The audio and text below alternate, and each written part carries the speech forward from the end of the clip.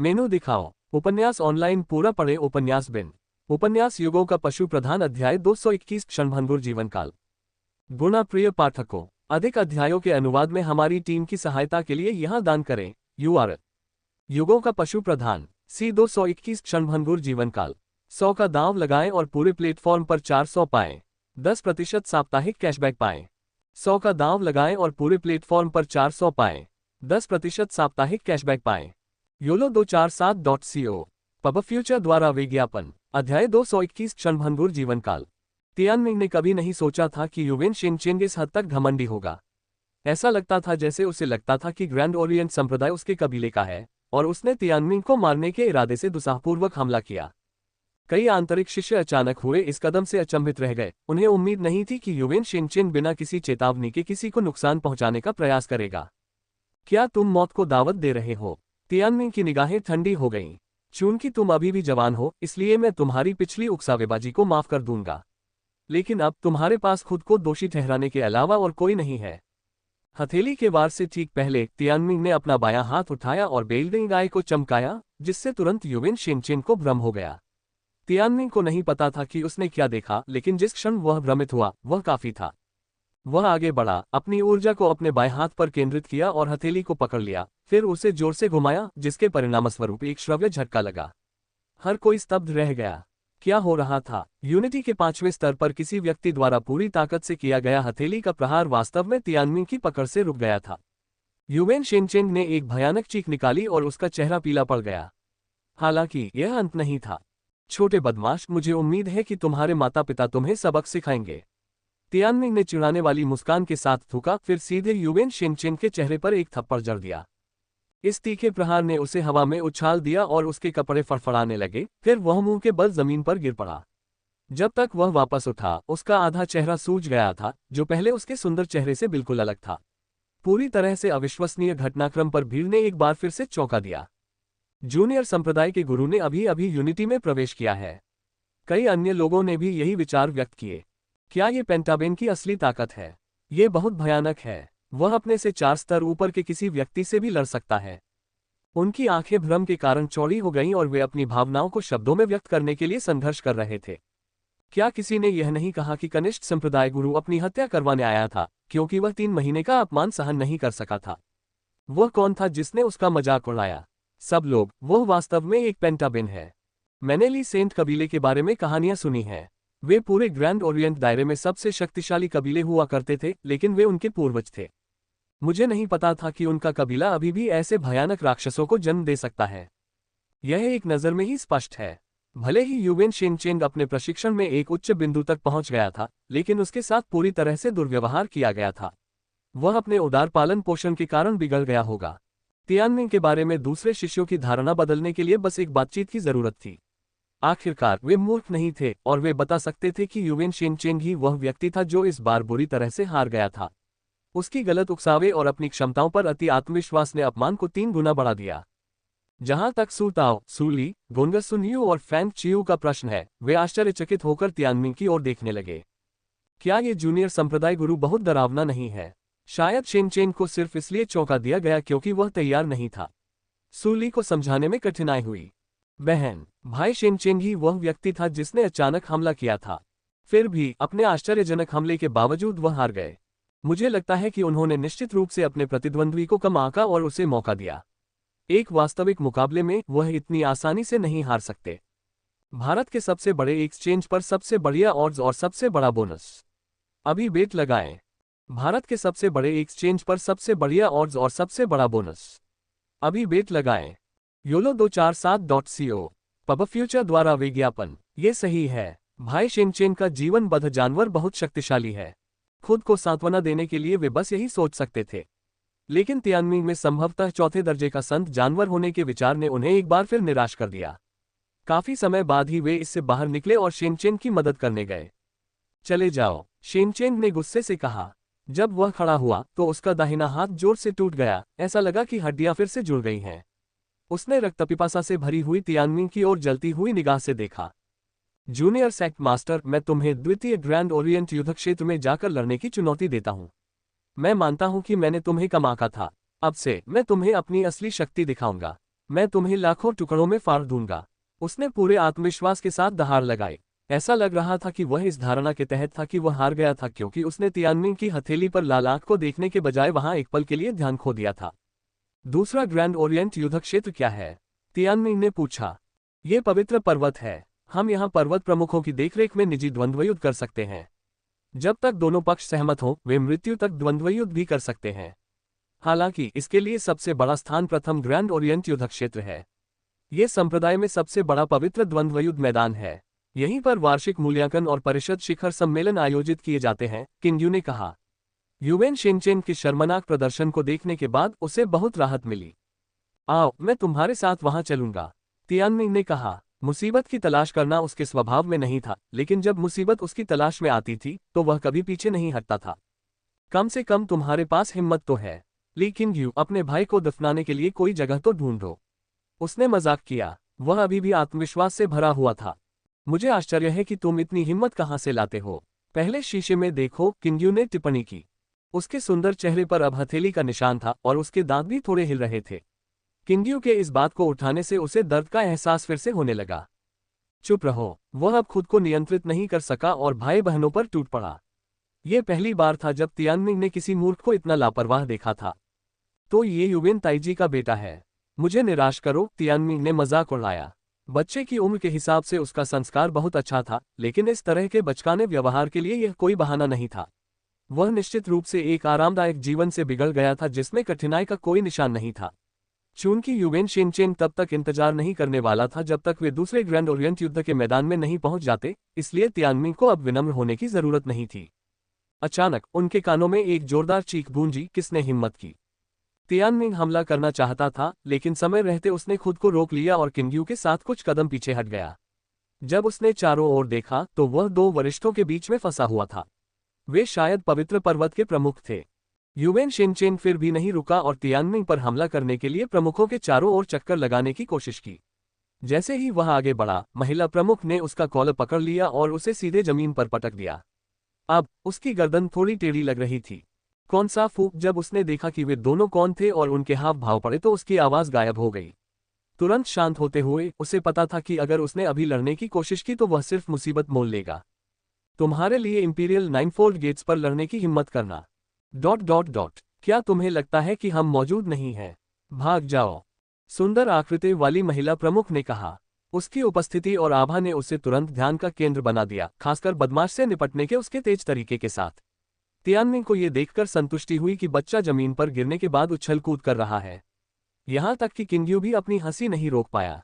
हालांकि तियानमिंग केवल प्रशिक्षण के लिए वहां था और उसने सफलता हासिल की, लेकिन वह परेशान करने वाली मक्खी उसे परेशान करती रही और उसे सार्वजनिक रूप से अपमानित होना पड़ा।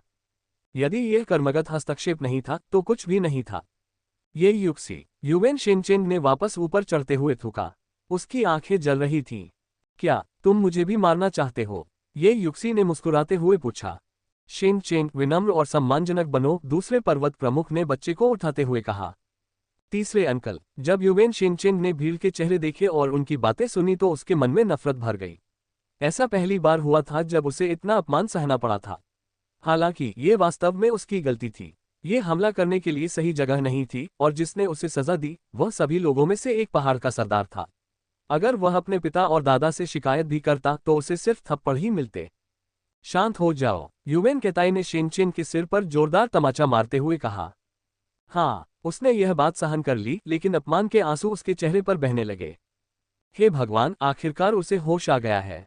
तियानमिंग ने अपनी हंसी को दबाने की कोशिश की। एक बिगड़ेल युवा लड़के को इस तरह अनुशासित होते देखकर उसे बहुत खुशी हुई। हालांकि युवेन शिनचेन ने तियानमिंग की बात सुनी, लेकिन वह केवल कंधे उचकाकर उसे सहन कर सका। उसके पीछे खड़ी सुंदरियां अभी भी आज्ञाकारी ढंग से पास खड़ी थीं, गुस्से में कांप रही थीं। ली तियानमिंग, अगर तुम में मौत की लड़ाई स्वीकार करने की हिम्मत है तो दूसरे ग्रैंड ओरिएंट युद्ध के मैदान में आओ। मैं तुम्हें सिखाऊंगा कि इंसान होने का क्या मतलब है। युवान शिनचेन ने उकसाया। इसे भूल जाओ, मैं तब तक इंतजार करूंगा जब तक तुम्हारे वहां कुछ बाल नहीं उगाते, तियानमिंग ने कहा। भारत के सबसे बड़े एक्सचेंज पर सबसे बढ़िया ऑड्स और सबसे बड़ा बोनस। अभी बेट लगाएं। भारत के सबसे बड़े एक्सचेंज पर सबसे बढ़िया ऑड्स और सबसे बड़ा बोनस। अभी बेट लगाएं। YOLO247.co। पब फ्यूचर द्वारा विज्ञापन। पहाड़ के सरदार पहले से ही वहां थे और वह पहले ही बच्चे को अपमानित करने से तंग आ चुका था, इसलिए वह अब और परेशान नहीं हो सकता था, उसके पास करने के लिए और भी ज्यादा जरूरी काम थे। अब जबकि वह आखिरकार यूनिटी तक पहुंच गया था, वह जल्द से जल्द अपनी साधना को आगे बढ़ाना चाहता था, साथ ही किंग्यू के पेंटामुन स्काईबेन के गुणों का अध्ययन करना चाहता था। यदि आप में हिम्मत नहीं है तो आप जूनियर संप्रदाय के गुरु कैसे हो सकते हैं? कितनी हास्यास्पद बात है। आईने में देखो, तुम ही हंसने लायक हो। मैंने तो तुम्हारे साथ नरमी भी बरती थी। मुझे डर था कि अगर तुम बुरी तरह हार गए तो शर्म के मारे तुम आत्महत्या कर लोगे। यह मेरे लिए वाकई परेशानी वाली बात होगी। इस बार ये युक्सी ने गुनगुनाते हुए कहा, युवेन शेंग चुप हो जाओ और इंपीरियल नाइनफोल्ड गेट से बाहर निकल जाओ। इस बात ने आखिरकार उस बदमाश को चुप करा दिया, हालांकि इससे वह गुस्से से कांपना बंद नहीं कर सका। युक्सी, बच्चे पर गुस्सा मत करो, युवेन केताई ने दिल से कहा। बच्चे के कंधे को थपथपाते हुए उसने कहा, पहले घर जाओ। सुरली, उन्हें वापस ले जाओ और शांत करो। हाँ चीफ युवेन। फिर भी आश्वस्त न होते हुए युवेन शेनचेन ने जाते समय लगातार तियानमिंग को कोसा। युवेन शेनचेन 13 साल की उम्र में एकता के छठे स्तर तक पहुंचने वाला है। जूनियर संप्रदाय का मास्टर अभी यूनिटी के पहले स्तर पर ही है। अगर वे वास्तव में द्वितीय ग्रैंड ओरिएंट युद्ध क्षेत्र में लड़े तो शायद वह जीत न पाए। जूनियर संप्रदाय का गुरु कोई बुद्धिमान व्यक्ति नहीं है। अगर वह चुनौती स्वीकार नहीं करेगा तो वह मूर्ख होगा। इसके लिए युवेन शेनचेन उसे अंतहीन नरक देगा। उसने युवेन शेनचेन को इतना अपमानित किया है कि उसे आसानी से छोड़ा नहीं जा सकता। भीड़ अभी भी इस बात पर चर्चा कर रही थी कि अभी क्या हुआ। युवेन शेनचेन सिर्फ 13 साल की उम्र में यूनिटी के 5वें स्तर पर था, यहां तक कि किंग्यू भी 16 साल की उम्र के करीब ही उस स्तर तक पहुंचने में कामयाब रहा था। तियानमिंग को यह स्वीकार करना पड़ा कि युवेन कबीले के वंशज वाकई बहुत प्रतिभाशाली थे। युवेन शेनचेन के चले जाने के बाद ये युक्सी ने कहा, यहां आओ। बड़े भाई, वह महान मास्टर ये की छोटी जुड़वा बहन है, किंग्यू ने तियानमिंग को याद दिलाया। नमस्कार चीफ ये, तियानमिंग ने कहा। मुझे अपने चौथे दर्जे के संत जानवरों को देखने दो, उसने एक पूर्वानुमान भरी नजर से कहा। बिल्कुल। तियानमिंग ने छोटी सी चिड़िया और काली बिल्ली को बाहर निकाला और उन्हें अपनी हथेलियों पर रख लिया। उन दो मासूम दिखने वाले छोटे जीवों ने उसे गुगली आंखों से देखा। उसने अपनी आंखें चौड़ी की और कहा, तुम्हें लगता है कि मैं अंधी हूं? ये चौथे दर्जे के संत जानवर कैसे हो सकते हैं? मैं तो ये भी नहीं मानूंगी कि ये 4 सितारा जीवनधारी जानवर हैं। ये सही है, मैं खुद इस पर विश्वास नहीं करता, तियानमिंग ने कहा। तो फिर आप 9वें द्वार पर प्रशिक्षण प्राप्त करने में सक्षम होने की व्याख्या कैसे करते हैं? उसने अधीरता से पूछा। तियानमिंग को नहीं पता था कि जब वह 9वें द्वार पर घुसा था तो वह सदमे में खड़ी हो गई थी। वह इतनी घबराई हुई थी कि उसकी आंखों में आंसू आ गए थे। उसने वास्तव में सोचा था कि तियानमिंग के पास चौथे क्रम के संत जानवर हैं और जब उसने जो कुछ हुआ उसे देखा तो उसका विश्व दृष्टिकोण तुरंत बह गया। लेकिन छोटे जीवों को देखने के बाद वह सामान्य स्थिति में वापस आ गई। मुझे भी नहीं पता, मुझे तो बस ऐसा लगा कि दूसरे गेटों से कोई दबाव नहीं पड़ रहा था, उन्होंने मासूमियत से कहा। मुझे देखने दो, युवेन केताई ने कहा, अपनी नज़र छोटे जानवरों की ओर घुमाते हुए, फिर वापस तियानमिंग की ओर। उसने हंसते हुए कहा, जूनियर सेक्ट मास्टर, आप एक बहुत ही दिलचस्प व्यक्ति हैं। जैसा कि ली वुडी के बेटे से उम्मीद की जाती है। उसने जो कहा उसका कितना मतलब था, तियानमिंग को नहीं पता था। किसी भी तरह से उसे गंजे दाग धब्बों वाले आदमी से आने वाले खतरे का एक मजबूत एहसास हुआ। क्या गेटों में कोई समस्या थी?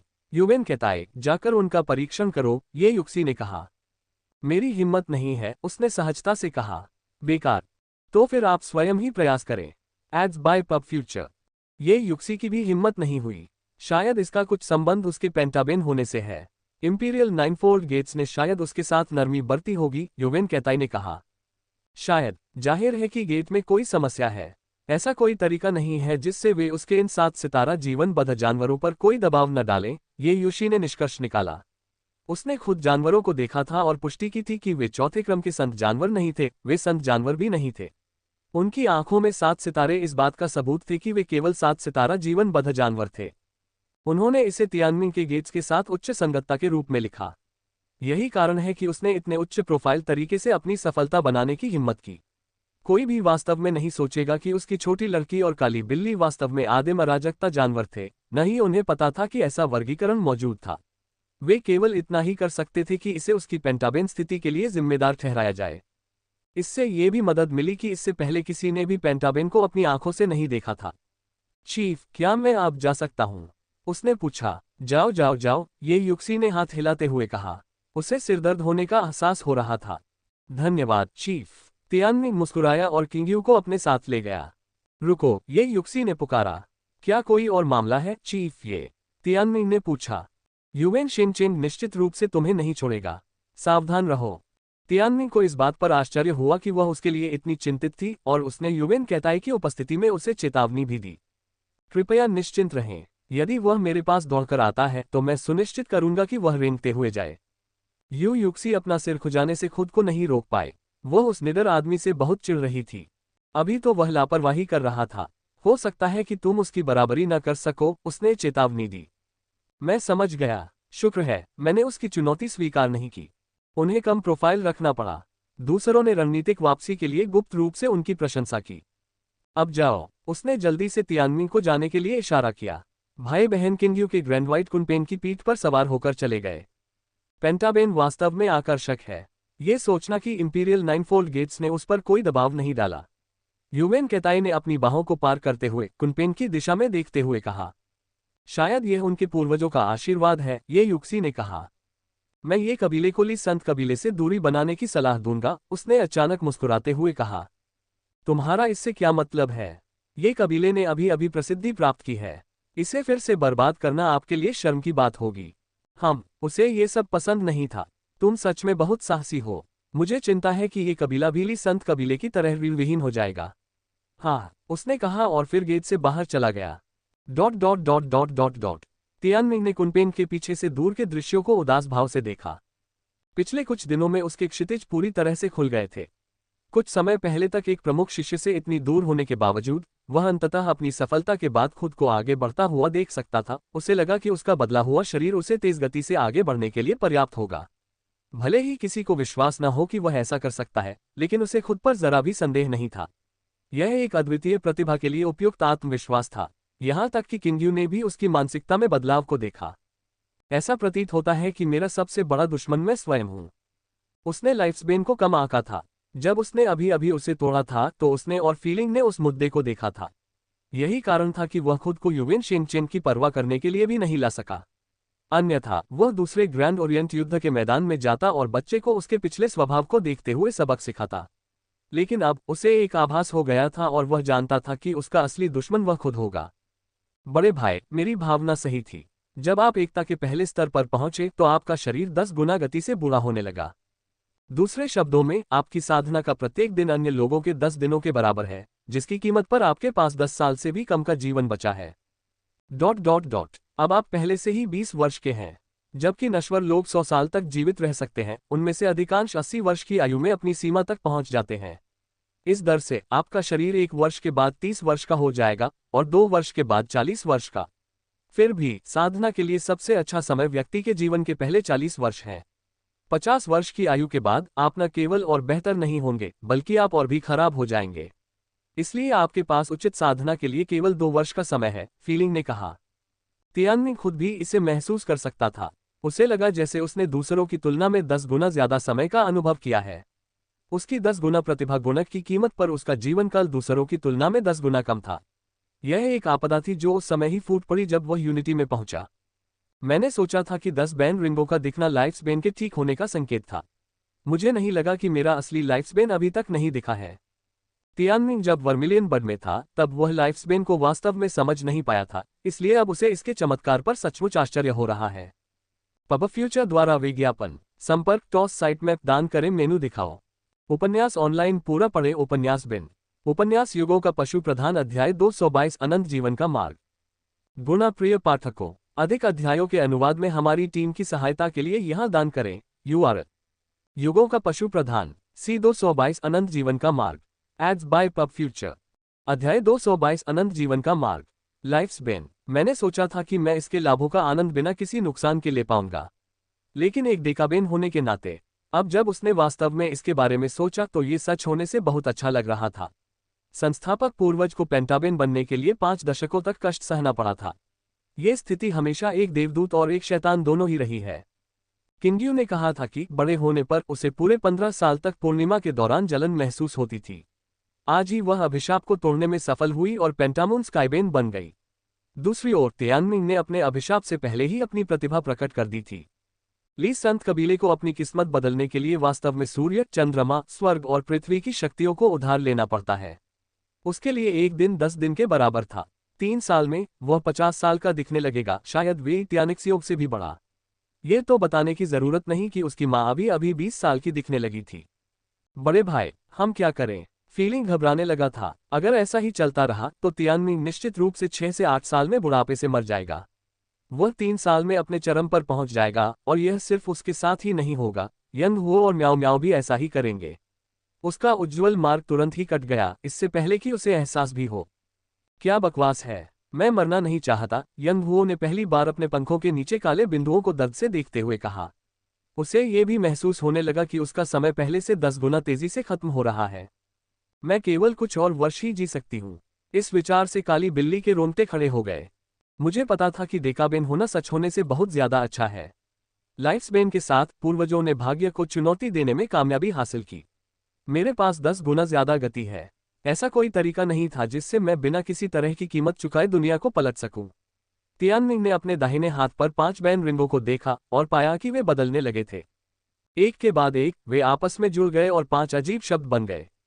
वे शब्द क्रूर, काले और रहस्यमय थे, 5 विशालकाय जानवरों की तरह जो उसे ठंडे तरीके से देख रहे थे। यही हाल उसके बाएं हाथ पर लगी हुई अभिशाप अंगूठियों का भी था। जितना ज्यादा वह उन्हें देखता, वे उतनी ही ज्यादा भयावह लिखती। वे किस तरह के शब्द थे? तियानमिंग ने उन्हें पहले कभी न देखा था और न ही उनके बारे में सुना था। शब्दों का हर वार एक अभिशाप की तरह था जो उसे उन लाभों की कीमत चुकाने के लिए प्रेरित करता था जो उसने प्राप्त किए थे, भाग्य के न्यायाधीशों की तरह उसे ताना मारते हुए। जब तक उसकी प्रतिभा मौजूद थी, उसका भविष्य मौत की ओर जाने वाला सीधा रास्ता था, जो उसके लिए बहुत निराशा की बात थी। लाइफ्सबेन आखिर थी क्या? अब वह वास्तव में नहीं बता सकता था। मेरी मां ने 20 साल तक कष्ट सहे, लेकिन केवल 3 बैन रिंग प्राप्त की। संस्थापक पूर्वज 50 साल तक जीवित रहे, एक पेंटाबेन बन गए और एम्पायरियन सेंट दायरे तक पहुंच गए। यहां तक कि किंग्यू ने पेंटामून स्काईबेन बनने के लिए 15 साल तक सिर में दर्द सहा। फिर मेरा क्या? तियानमिंग कांपते हुए खड़ा हो गया। उसका शरीर कमोबेश वैसा ही था, बस फर्क था उसकी उम्र बढ़ने की दर का। उसे वास्तव में यह महसूस करने में 1 साल लग गया कि 30 के दशक में एक आदमी होना कैसा होता है। तब तक उसके पास 16 साल का होने का दिखावा करने का कोई तरीका नहीं था। लाइफ्सबेन! उसने अपना चेहरा हवा की ओर घुमाया और अपने सफेद बालों को लहराने दिया। मैं अपने साथी मनुष्य, स्वर्ग और पृथ्वी से लड़ सकता हूं। लेकिन लाइफ्सबेन के खिलाफ दुश्मन मैं खुद हूं। अब मैं जानता हूं कि यह भाग्य की चुनौती है। यह पहले से तय है। अगर मैं हार गया तो मेरी मौत निश्चित है। अगर मैं जीत गया तो मैंने भाग्य को हरा दिया होगा। ये ली सेंट कबीले की पुरानी परंपरा है, हम महिमा प्राप्त करने के लिए भाग्य को चुनौती देते हैं। और अब मेरे पास संस्थापक पूर्वज के आशीर्वाद का दोगुना है, इसका मतलब है कि मेरा अभिशाप दोगुना बुरा है। चाहे मैं मर जाऊं या अपने भाग्य को चुनौती दूं, यह मुझ पर निर्भर करता है और किसी और पर नहीं। इग्निस पोलिस छोड़ने के बाद से ही उसके लिए सब कुछ बहुत आसान था, और यह सब उसके एक दुष्ट व्यक्ति होने के कारण ही संभव हो पाया था। उसे इस बात का पूरा ज्ञान था कि इससे उसे क्या क्या लाभ हुए हैं, लेकिन अब यह वरदान से ज्यादा अभिशाप जैसा लग रहा था। यह एक जहरीले जहर की तरह था जो धीरे धीरे उसके शरीर में घुस रहा था और उसे निश्चित मृत्यु की ओर ले जा रहा था। Ads by Pubfuture. मैं मर नहीं सकता, मैं हार नहीं सकता, और मैं डर से कांप नहीं सकता। अब यह सिर्फ उसके जीवित रहने की बात नहीं थी। यंग हुओ और म्याओ म्याओ का जीवन भी उसके जीवन पर निर्भर था। अन्य 8 अजन्मे आदिम अराजकता जानवरों का तो कहना ही क्या। मैं बिना कोई कीमत चुकाए इन सुविधाओं का आनंद नहीं ले सकता था। यह तो किस्मत में लिखा था। यह मेरी असली लड़ाई है। उसने धीरे धीरे अपना संकल्प तेज कर लिया, जिसके बिना वह किस्मत का सामना नहीं कर पाता। हम देखेंगे कि मेरे शरीर में यह आपदा मेरे लिए उपयुक्त है या नहीं। संत क्षेत्र अनंत जीवन के मार्ग पर एक बिंदु है। दादी ने कहा कि एक बार जब मैं वहां पहुंच जाऊंगा तो मेरा जीवन काल 200 साल का हो जाएगा। केवल निरंतर साधना करके ही मैं अपना जीवन काल बढ़ा सकता हूं, और यह मानते हुए कि मैं अपने शरीर के 50 वर्ष पूरे होने से पहले संत क्षेत्र तक पहुंच सकता हूं। दूसरे शब्दों में, अगर मैं 3 साल के भीतर उस क्षेत्र तक नहीं पहुंच पाया तो यह मेरे लिए खत्म हो जाएगा। अब से 3 साल बाद वह बाकी लोगों की तुलना में केवल 19 साल का माना जाएगा। उसके लिए उस उम्र में संत दायरे तक पहुंचना किसी चमत्कार से कम नहीं होगा। केवल ग्रैंड ओरिएंट दायरे में सबसे हास्यास्पद रूप से शक्तिशाली प्रतिभाशाली व्यक्ति ही ऐसी उपलब्धि हासिल कर पाएगा। ये कहने की जरूरत नहीं थी कि वह जानता था कि यह कितना कठिन होगा। वह अभी भी संत दायरे से 18 साधना स्तर दूर था। मेरे पास कोई विकल्प नहीं है। अगर मैं 3 साल में संत क्षेत्र तक नहीं पहुंच पाया तो मैं बर्बाद हो जाऊंगा। 50 की उम्र के बाद, हालांकि उसके लिए अपनी साधना को बनाए रखना संभव था, लेकिन उसके लिए अब और सुधार करने का कोई मौका नहीं था। साधना का मार्ग ऐसा था जिसमें वापस लौटने का कोई रास्ता नहीं था। उसका मूल लक्ष्य 10 साल में सेंट रियल्म तक पहुंचना था, जो उसकी डेकाबेन प्रतिभा पर आधारित था, लेकिन अब उसके पास केवल 3 साल बचे थे। क्या वह डर गया था? उसने अपनी बांह पर लिखे 5 काले शब्दों को देखा।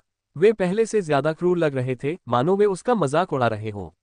उसने उस पल अपनी आंखें बंद कर लीं। बस तुम इंतजार करो। उसके लिए ये जीवन या मृत्यु का सवाल था। इसमें कोई टालमटोल या समर्पण नहीं था, केवल मृत्यु तक संघर्ष था। वह अपनी जवानी को बनाए रखने के अलावा और कुछ नहीं चाहता था। वह 30 साल का भी नहीं होना चाहता था। किंग्यू पेंटामून स्काईबेन बन गई जब उसने अपने लाइफ्सबेन पर काबू पा लिया। मुझे आश्चर्य है कि जब मैं अपने लाइफ्सबेन पर काबू पा लूंगा तो क्या कुछ बदलेगा। निश्चित रूप से वह किंग्यू से ज्यादा प्रभावशाली होगा, है ना? दिलचस्प बात है। आखिरकार मेरे लिए एक योग्य प्रतिद्वंद्वी मिल गया है। और वह कौन हो सकता है?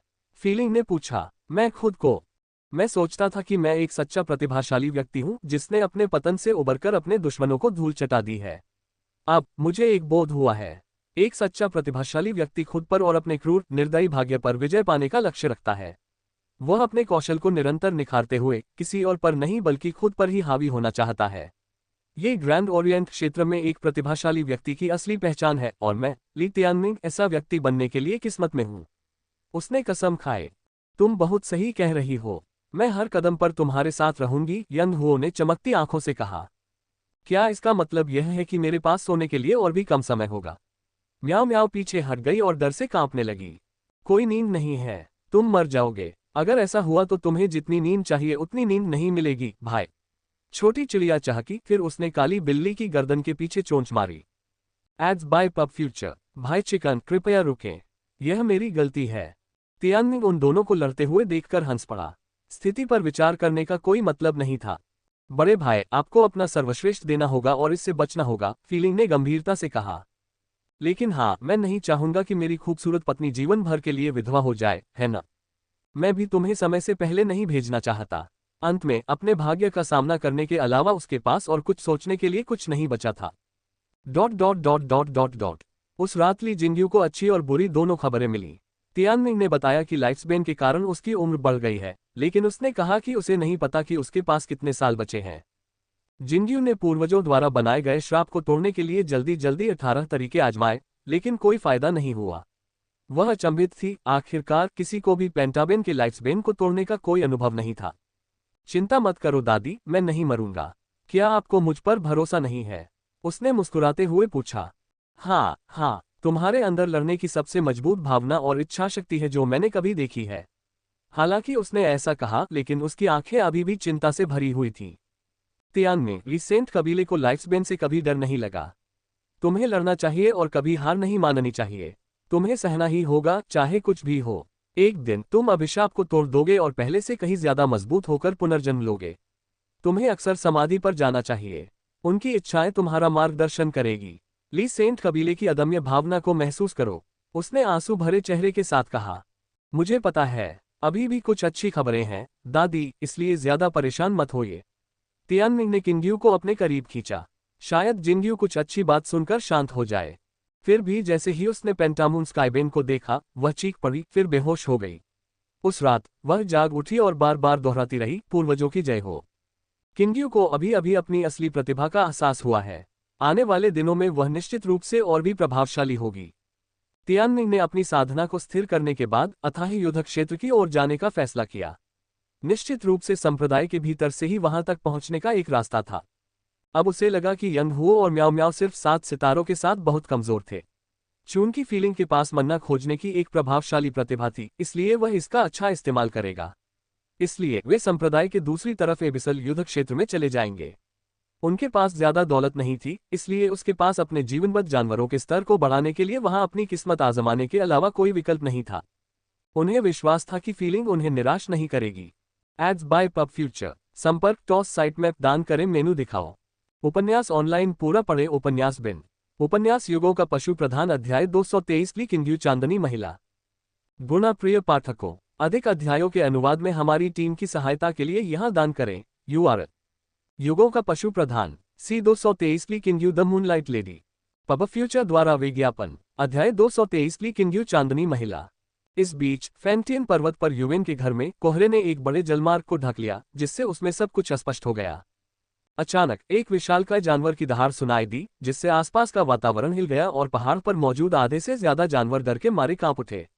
ये भयानक दहाड़ कई दिनों तक बिना रुके चलती रही। बादलों में एक चट्टान पर काले कपड़े पहने एक युवक खड़ा था। उसके काले बाल और लबादा हवा में धीरे धीरे लहरा रहे थे, जिससे वह स्वर्ग से उतरे देवता जैसा लग रहा था। उसकी त्वचा पर हल्की चमक थी और उसकी आंखों से हजारों चमक निकल रही थी। वह इतना सुंदर था कि उसके कोणीय चेहरे की बनावट लगभग गढ़ी हुई लगती थी। हालांकि पहली नजर में उसका बाहरी रूप थोड़ा सामान्य लग रहा था, लेकिन उसकी आंखों से निकलने वाली चमक चौंकाने वाली आकर्षक थी। उसके लहराते बाल और तीखी भौहें किसी ऐसे व्यक्ति को भी अपनी जगह पर जमने पर मजबूर कर सकती थी जो सावधान न हो। उसकी लंबी नाक और मोटे रसीले लाल होंठ दूर तक देखते हुए एक आकर्षक मुस्कान बनाते थे। वह किसी का इंतजार कर रहा था। तभी पीछे से 2 मीटर लंबा एक भालू जैसा व्यक्ति उसके पास आया। युवक ने मुड़कर मुस्कुराते हुए सिर हिलाया। तीसरे अंकल, कैसा चल रहा है? गंजे आदमी ने चट्टान के किनारे पर खड़े होकर नीचे की ओर देखते हुए घबराहट से पूछा। उन्होंने कहा, दादाजी और पिताजी व्यस्त हैं, लेकिन मेरा मानना है कि यह काम लगभग पूरा हो चुका है।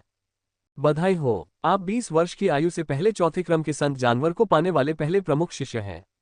गंजे आदमी ने भावुक होकर कहा। युवक ने केवल हंसते हुए कहा, शेनचेन के बारे में क्या?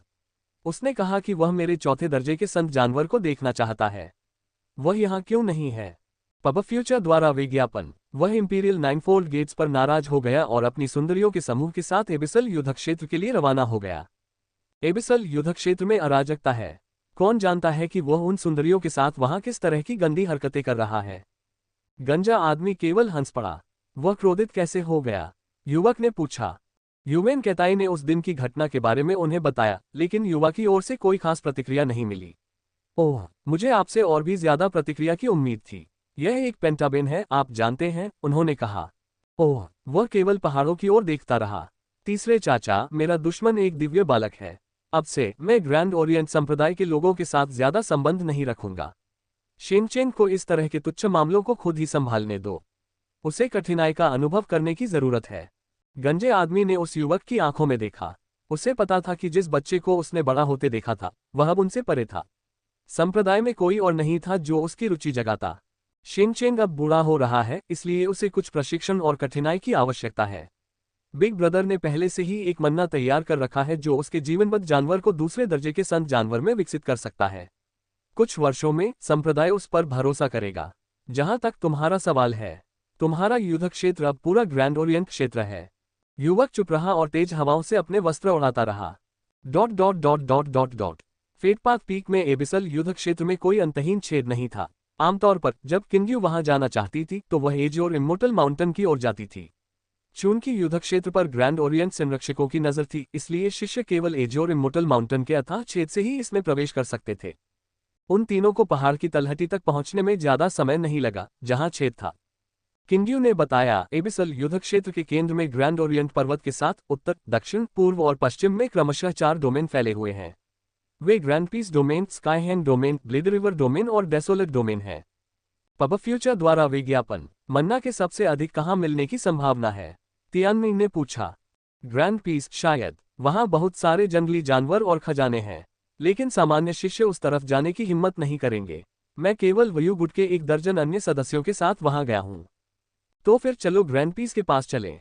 मन्ना के अलावा तियानमिंग अपनी किस्मत आजमाना चाहता था और देखना चाहता था कि क्या वह यंगहुओ और म्याओ म्याओ के लिए कुछ आत्मास्रोत क्षमताएं प्राप्त करने के लिए कुछ जंगली जानवरों का शिकार कर सकता है और उन्हें मार सकता है। भले ही जंगली जानवरों की आत्माएं उनकी रक्तरेखा क्षमताओं को अनलॉक नहीं कर सकती थीं, फिर भी वह अपनी किस्मत आजमाना चाहता था। अब जबकि किंग्यू और वह भी अभी आगे बढ़े हैं, वे लगभग बराबर शक्तिशाली होंगे और फीलिंग समीकरण से बाहर हो जाएगा। वर्तमान में भाई बहनों के पास खेती करने और भी मजबूत होने के अलावा कोई और लक्ष्य नहीं था। वे एजियोर अमर पर्वत पर पहुंचे और अथाह छेद देखा। पास में संप्रदाय की कुछ इमारतें थीं, जिनका उपयोग आपातकालीन स्थितियों पर प्रतिक्रिया करने के लिए संप्रदाय की चौकियों के रूप में किया जाता था। एबिसल युद्ध क्षेत्र में जंगली जानवर आपकी कल्पना से कहीं ज्यादा शक्तिशाली हैं। जानवरों की कुछ लहरें एक बार हॉल ऑफ हंटर्स की सुरक्षा को तोड़कर और यहां तक कि अथाह छेद से होकर फ्लेमिलो कॉन्टिनेंट तक आ गई थीं। उन्होंने हमारे संप्रदाय को काफी नुकसान पहुंचाया, खासतौर पर पिछले 100 सालों में जब जानवरों की संख्या और भी ज्यादा हो गई थी। संप्रदाय के अनुयायियों को पुरस्कृत करने के 2 तरीके हैं। पहला है संप्रदाय द्वारा दिए गए मिशन को पूरा करना, जिसके लिए संप्रदाय के बाहर किसी असाइनमेंट पर जाना और योग्यता अंकों से पुरस्कृत होना जरूरी है, जिन्हें आध्यात्मिक अयस्कों, जड़ी बूटियों, खतरों, जानवरों के हथियारों और युद्ध कलाओं जैसे खेती के संसाधनों के लिए बदला जा सकता है। दूसरी विधि है एबिसल युद्ध क्षेत्र में जंगली जानवरों को मारना और जानवरों के शवों से योग्यता अंकों के प्रमाण के रूप में ट्रॉफियां प्राप्त करना। पवित्र पर्वत पर ओरिएंट हॉल है जहां वे ट्रॉफियों का निरीक्षण करते हैं। आप वहां ट्रॉफियों के बदले में आत्मा रत्न प्राप्त कर सकते हैं। आप ग्रैंड हॉल में साधना संसाधनों के लिए आत्मा रत्नों को खर्च कर सकते हैं। वे वहां अन्य स्थानों की तुलना में बहुत सस्ते में चीजें बेचते हैं, लेकिन संप्रदाय के केवल आंतरिक शिष्य ही इसका उपयोग कर सकते हैं। बाहरी शिष्यों को ये सुविधा नहीं दी जाती है। तियानमिंग को ग्रैंड ओरिएंट संप्रदाय के बारे में बहुत कुछ पता चला, उसके स्पष्टीकरण के लिए धन्यवाद। मूल रूप से संप्रदाय के शिष्यों को अपनी साधना में प्रगति के अधिक अवसरों के लिए इसकी सेवा करनी थी, चाहे वह प्रत्यक्ष मिशन को पूरा करना हो या जंगली जानवरों का शिकार करना हो। ये संप्रदाय और शिष्यों के लिए जीत जीत वाली स्थिति थी। अगर ये तथ्य न होता कि उसके पास ली शेनिक्सियाओ की समाधि तक पहुंच होती, तो उसे खेती के संसाधन प्राप्त करने के लिए इन तरीकों का उपयोग करना पड़ता। कम से कम उसके पास अभी भी अपनी खुद की एक रैंक वाली युद्ध कला नहीं थी, इसलिए उसने फैसला किया कि वह इसे अर्जित करने का प्रयास करेगा। उल्लेख नहीं करने के लिए संप्रदाय मिशन और शिकार भी उसे सुधारने में मदद कर सकते हैं। भले ही वह जूनियर संप्रदाय का गुरु था, लेकिन वह वास्तव में गरीब था और उसके पास अपने 2 हथियारों के अलावा कुछ भी नहीं था। जहां तक जिंग्यू की संपत्ति का सवाल है, उसने तियानमिंग के लिए कुछ भी छोड़े बिना किंग्यू के पालन पोषण में बहुत कुछ खर्च कर दिया था। दूसरी ओर ली वुडी के पास शराब के अलावा कुछ भी नहीं था। तियानमिंग ईमानदारी से काम करके अपने नए घर को चलाने के लिए तैयार था, अगर उसे ऐसा करना पड़ा। जैसे ही वह और किंग्यू गड्ढे में उतरने वाले थे, लोगों का एक समूह उसमें से निकल आया। तुरंत तियानमिंग की नजर ये जियाई पर पड़ी, जिसने 2 दिन पहले ये शाओकिंग के व्याख्यान के दौरान उसके बारे में कुछ भी अच्छा नहीं कहा था। उसके अलावा ली लिंगे और कुछ 10 अन्य युवा लड़कियां भी वहां थीं। तियानमिंग ने ली चिलिंग और ली चेनलेई को भी देखा। वे सभी एजियोर अमर पर्वत के शिष्य थे। ये ज़ेडी एल्डये की पोती के रूप में समूह की नेता थी। उसे याद आया कि उसने उसे सजा देने की कसम खाई थी और अब उसका मौका था। ऐसा मत सोचो कि तुम भाग सकते हो, उसने कहा जब उसके अनुचरों ने तियानमिंग और किंग्यू को घेर लिया। पब फ्यूचर द्वारा विज्ञापन, तुम इतनी दूर क्यों जाओगे? तियानमिंग ने उसके साथ ज्यादा कुछ नहीं किया था, फिर भी वह उसके प्रति इतनी शत्रुतापूर्ण थी। तुम्हारा क्यों से क्या मतलब है? तुमने पिछली बार मुझे नाराज कर दिया था। अब जब मेरे चाचा यहाँ नहीं हैं, तो तुम डरकर भाग रहे हो। ठीक है, अगर तुम पीछे हटना चाहते हो तो मेरे सामने झुक जाओ और मैं तुम्हें जाने दूंगी, उसने कहा। यह सही है, ली लिंगे ने खुशी जताते हुए कहा। हम एक दूसरे के प्रति कोई देनदार नहीं है, नहीं हमारे मन में कोई शिकायत है। इतनी दूर जाने की क्या जरूरत है? तियानमिंग को वास्तव में नहीं पता था कि वे उग्र युवा बच्चे क्या सोच रहे थे। ये कुछ खास नहीं है, मैं बस ये देखना चाहती हूँ कि क्या तुम जैसे तथाकथित पेंटाबेन वास्तव में प्रतिभाशाली हो या तुम बस सड़क किनारे का कचरा हो। ऐसा लग रहा था कि उसने अभी भी तियानमिंग के 9वें गेट को तोड़ने के बारे में नहीं सुना था, कुछ ऐसा जिसने युवेन शिनचेन को भी चौंका दिया था। ये जियाई, हद से आगे मत बढ़ो। हमने कभी तुम्हारा कुछ नहीं बिगाड़ा, किंग्यू ने थूका। किंग्यू के पीछे जाना एक बात थी, लेकिन ये कोई मतलब नहीं रखता था कि वह तियानमिंग से खुद को उसके सामने झुकाने की मांग करे। क्या तुमने कभी मेरे साथ गलत नहीं किया? ली किंग्यू, मैं बस तुम्हारे साथ खिलवाड़ करना चाहता हूँ। नाखुश? तो इसके बारे में कुछ करो। चलो देखते हैं कि क्या तुम अभी भी मेरे दूसरे चाचा के शिष्य बनोगे। ली संत कबीले की सर्वोच्च शाखा के बारे में इतना प्रचार क्यों है? तुम लोग हंसी के पात्र हो, बिल्कुल जूनियर संप्रदाय के गुरु की तरह। तियानमिंग ने स्थिति की हास्यास्पदता पर आह भरी। युवेन शिनचेन की तरह ये ज़ेडी 5वें स्तर की एकता में थी। उसने उस समय किंग्यू को दबा दिया था, अपने एक स्तर के लाभ के कारण, और ली चेनलेई और ली चिलिंग आज्ञाकारी रूप से उसका अनुसरण करते थे। उसने जो कुछ भी किया उससे वास्तव में कोई फर्क नहीं पड़ा, क्योंकि किंग्यू ने वर्षों तक चुपचाप उनकी पीड़ा को सहन किया। आखिरकार उसकी दादी ने उसे बताया था कि उन्हें एल्डये पर भरोसा करना होगा, इसलिए उसकी पोती को नाराज करके उसके समर्थन को जोखिम में डालना कुछ ऐसा नहीं था जो वह बर्दाश्त कर सकती थी। फिर भी पिछले कुछ सालों में बदमाशी और भी बढ़ गई थी। तियानमिंग को पता था कि किंग्यू के मन में बहुत गुस्सा था, सिर्फ इसलिए कि वह सर्वोच्च शाखा से थी और ये जियाई की चापलूसी नहीं करती थी, उसे निशाना बनाया गया। यहाँ तक कि सबसे संत व्यक्ति भी गुस्से में था। अच्छा, क्या तुम इसे आजमाना चाहोगे? तियानमिंग ने किंग्यू से पूछा। मैंने उसे पहले कभी नहीं हराया है, उसने सिर झुकाकर कहा। ये जियाई को बचपन से ही बड़े ने पढ़ाया था और उसे आसानी से ढेर सारे संसाधन मिल जाते थे। वह किंग्यू से कुछ महीने बड़ी भी थी। इस बार शायद कुछ अलग हो, तियानमिंग ने मुस्कुराते हुए कहा। आखिरकार दोनों लड़कियां अब एक ही स्तर पर थीं और किंग्यू ने अपनी छिपी हुई क्षमता को भी जगा दिया था। वह अब पहले जैसी बदमाश लड़की नहीं थी। इससे भी महत्वपूर्ण बात यह है कि तियानमिंग ने उसका हाथ पकड़ा और फीलिंग को उसके पास स्थानांतरित कर दिया। केवल 60% की सिंक्रोनाइजेशन दर के साथ भी ये किंग्यू की क्षमताओं को बढ़ाने के लिए पर्याप्त था। किंग्यू, उसे पीट दो। अपनी सारी नाराजगी निकाल दो जो तुमने पिछले 15 सालों में जमा की है। लेकिन वह एल्डर ये की पोती है, उसने दांत पीसते हुए कहा। वह वास्तव में निराश थी। ये बात उसे सालों से परेशान कर रही थी। उसे जो भी आघात सहना पड़ा था, उसका अधिकांश श्रेय ये जेरी के गुर्गों को जाता है। चिंता मत करो, चूंकि उसने तुम्हें कई बार रुलाया है, इसलिए तुम उसका बदला सिर्फ एक बार चुका रहे हो। ऐसा नहीं है कि तुम्हें उससे सचमुच दुख पहुंचाना है। तियानमिंग को विश्वास था कि एल्डर ये एक अनुचित व्यक्ति नहीं है, अन्यथा वह पहले स्थान पर ली संत कबीले की मदद करने की जहमत नहीं उठाता। हमें हमेशा अपने डर पर काबू पाना होगा, तभी हम जी सकते हैं। उसे सबक सिखाएं और सुनिश्चित करें कि भविष्य में जब वह आपको देखे तो वह दूसरी तरफ मुड़ जाए। समझ गया बड़े भाई। किंग्यू की आंखें जोश से जलने लगीं। कुछ बच्चे ऐसे थे जो परिपक्व होने से पहले ही बहुत आगे निकल गए और अपनी वरिष्ठता या पारिवारिक पृष्ठभूमि का फायदा उठाकर दूसरों को परेशान करने लगे, अपने पीड़ितों की पीड़ा का मजा लेने लगे। इस बार किंग्यू उसे सिर्फ एक बार रुलाना चाहता था। पब फ्यूचर द्वारा विज्ञापन संपर्क टॉस साइट मैप दान करें। मेनू दिखाओ। उपन्यास ऑनलाइन पूरा पढ़े। उपन्यास बिन उपन्यास युगों का पशु प्रधान अध्याय 224 चांदनी दर्पण 10 मील चांदनी। गुणा प्रिय पाठकों, अधिक अध्यायों के अनुवाद में हमारी टीम की सहायता के लिए यहां दान करें। URL युगों का पशु प्रधान C224 moonlight mirror 10 mile moonbreeze ads by Pubfuture अध्याय 224 चांदनी दर्पण 10 मील चांदनी। तुम जिस लड़की को उसने जीवन भर परेशान किया था, उसे तियानमिंग को अपने पीछे छिपाते हुए देखकर ये जियई इतनी जोर से हंसी कि उसने अपना पेट पकड़ लिया। ली चिल्लिंग, ली चेनलेई और ली लिंगे भी हंसे बिना नहीं रह सके। ली किंग्यू, घर जाओ। मैं आज तुम्हारे बड़े भाई को मेरा सम्मान करना सिखा दूंगी और यह सुनिश्चित करूंगी कि भविष्य में जब भी वह मुझे एजोर इमोर्टल माउंटेन पर देखे तो वह मेरे सामने झुके। तुम्हारे जैसे हारे हुए व्यक्ति को बस पीछे हट जाना चाहिए, उसने थूकते हुए कहा। लेकिन अगले ही पल किंग्यू के हाथों में एक ग्रेड 6 जानवर का हथियार दिखाई दिया, फुलमून ब्लेड। यह पहली बार था जब तियानमिंग ने उस लंबे और पतले ब्लेड को देखा था। यह इतना पतला था कि यह एक सिकाडा के पंखों जैसा दिखता था और इसकी लंबाई और पतला रूप इसे थोड़ा घुमावदार बनाता था। ब्लेड को आमतौर पर बहुत से आकार में भिन्नता वाले क्रूर हथियार माना जाता था। लंबे हैंडल वाले बड़े ब्लेड का इस्तेमाल घोड़ों को गिराने के लिए भी किया जा सकता था। ब्लेड के पीछे चेन लिंक के साथ मोटे हथेली जितने चौड़े भारी ब्लेड से अत्यधिक रक्तस्राव होता था। दूसरी ओर महीन ब्लेड आमतौर पर लगभग 2 अंगुल चौड़े होते थे और उनके सिरे बहुत तीखे होते थे। फुलमून ब्लेड निश्चित रूप से अंतिम श्रेणी में आता था। यह तियानमिंग की ग्रैंड थंडरफ्लेयर तलवार से भी पतला था।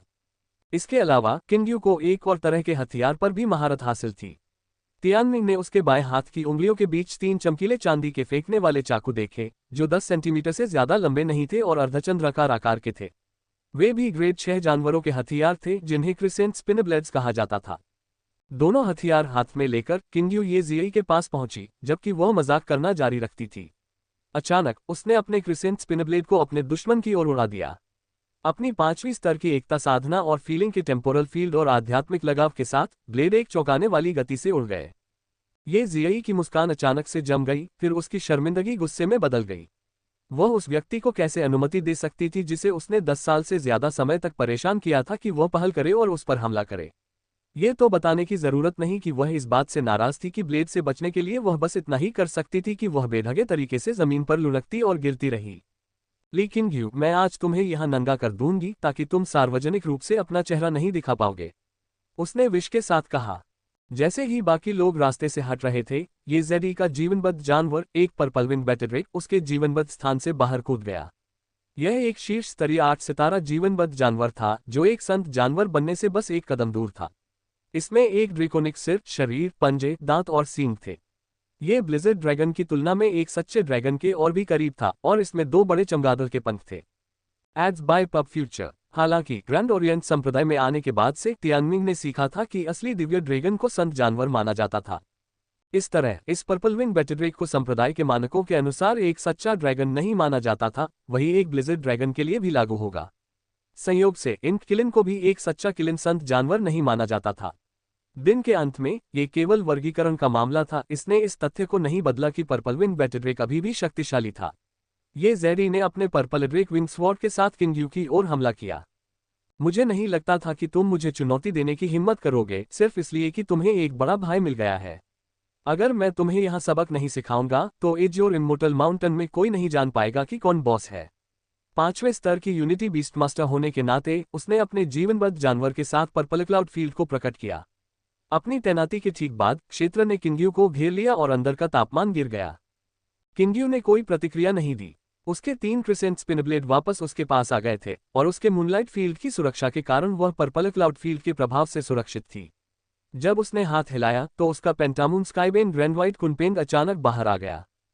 हमले से घायल होने के डर से दर्शक काफी पीछे हट गए। ये सिर्फ 2 लड़कियों के बीच की लड़ाई नहीं थी, उनके जानवर भी इसमें शामिल हो गए थे। ये जियाई ने अपने जीवनबद्ध जानवर के साथ स्प्लिटसी 9 स्वॉर्ड आर्ट को अंजाम दिया, जिससे जंगल में 9 तलवारों के वार हुए।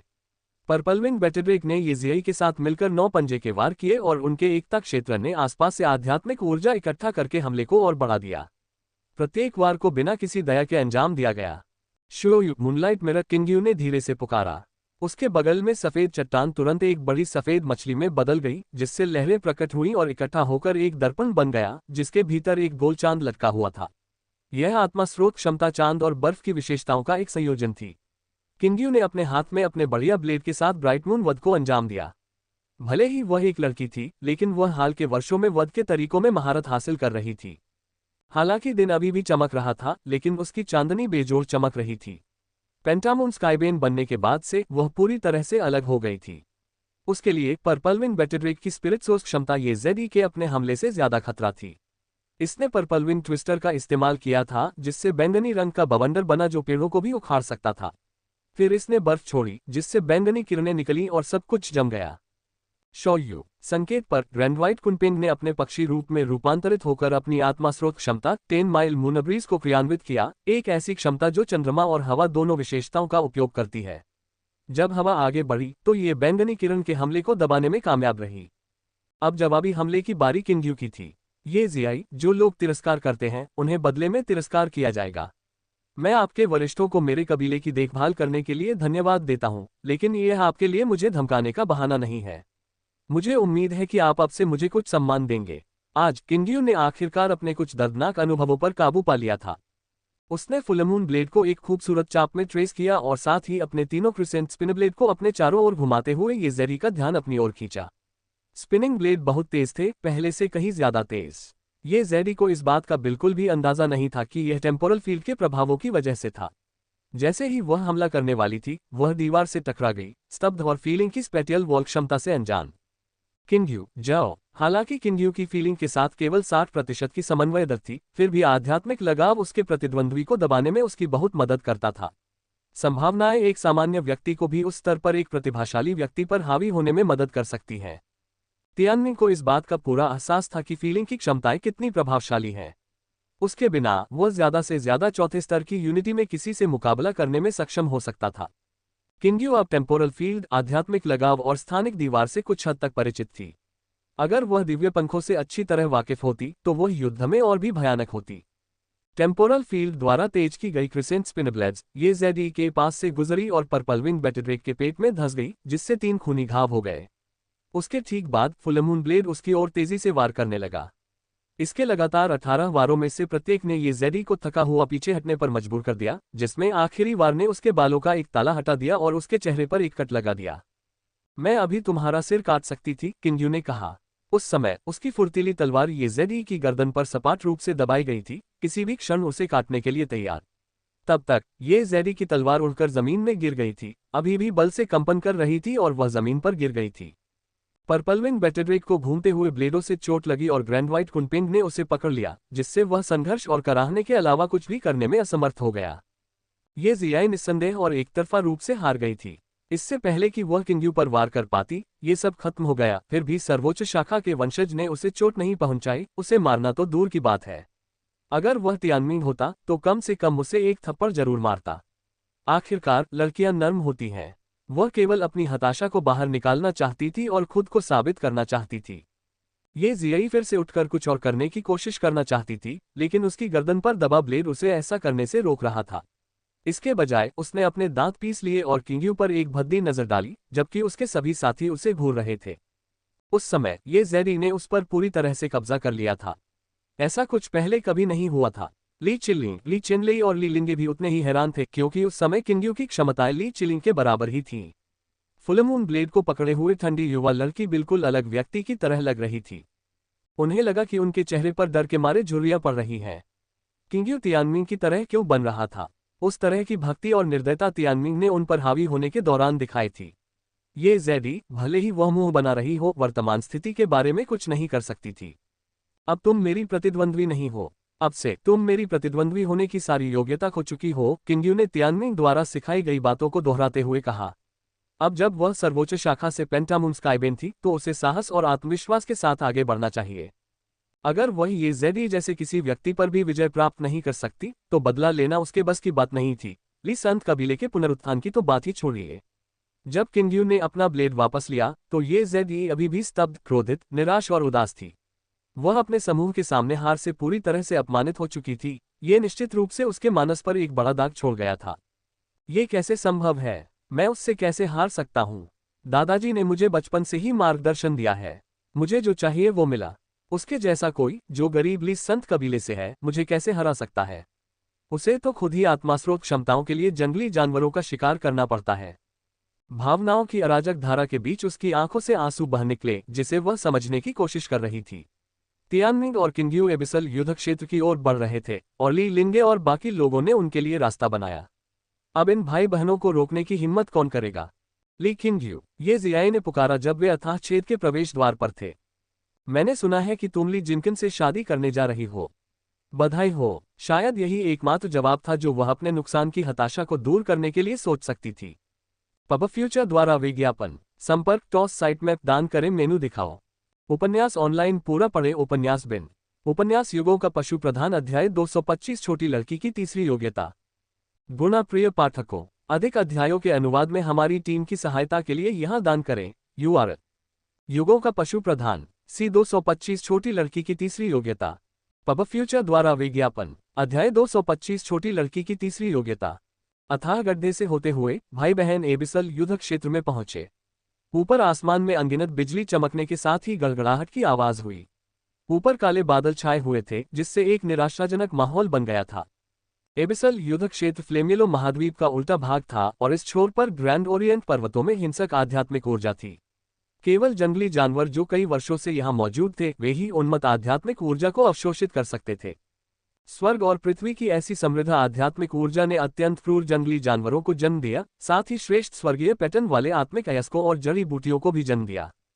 ग्रैंड ओरिएंट संप्रदाय ग्रैंड ओरिएंट पर्वत के दक्षिण में स्थित था। वास्तव में ये स्वर्ग के एलिसियम की तुलना में वर्मिलियन बर्ड के करीब था। विशाल ग्रैंड ओरिएंट पर्वत के चारों ओर हजारों मील की बंजर पहाड़ियां थीं।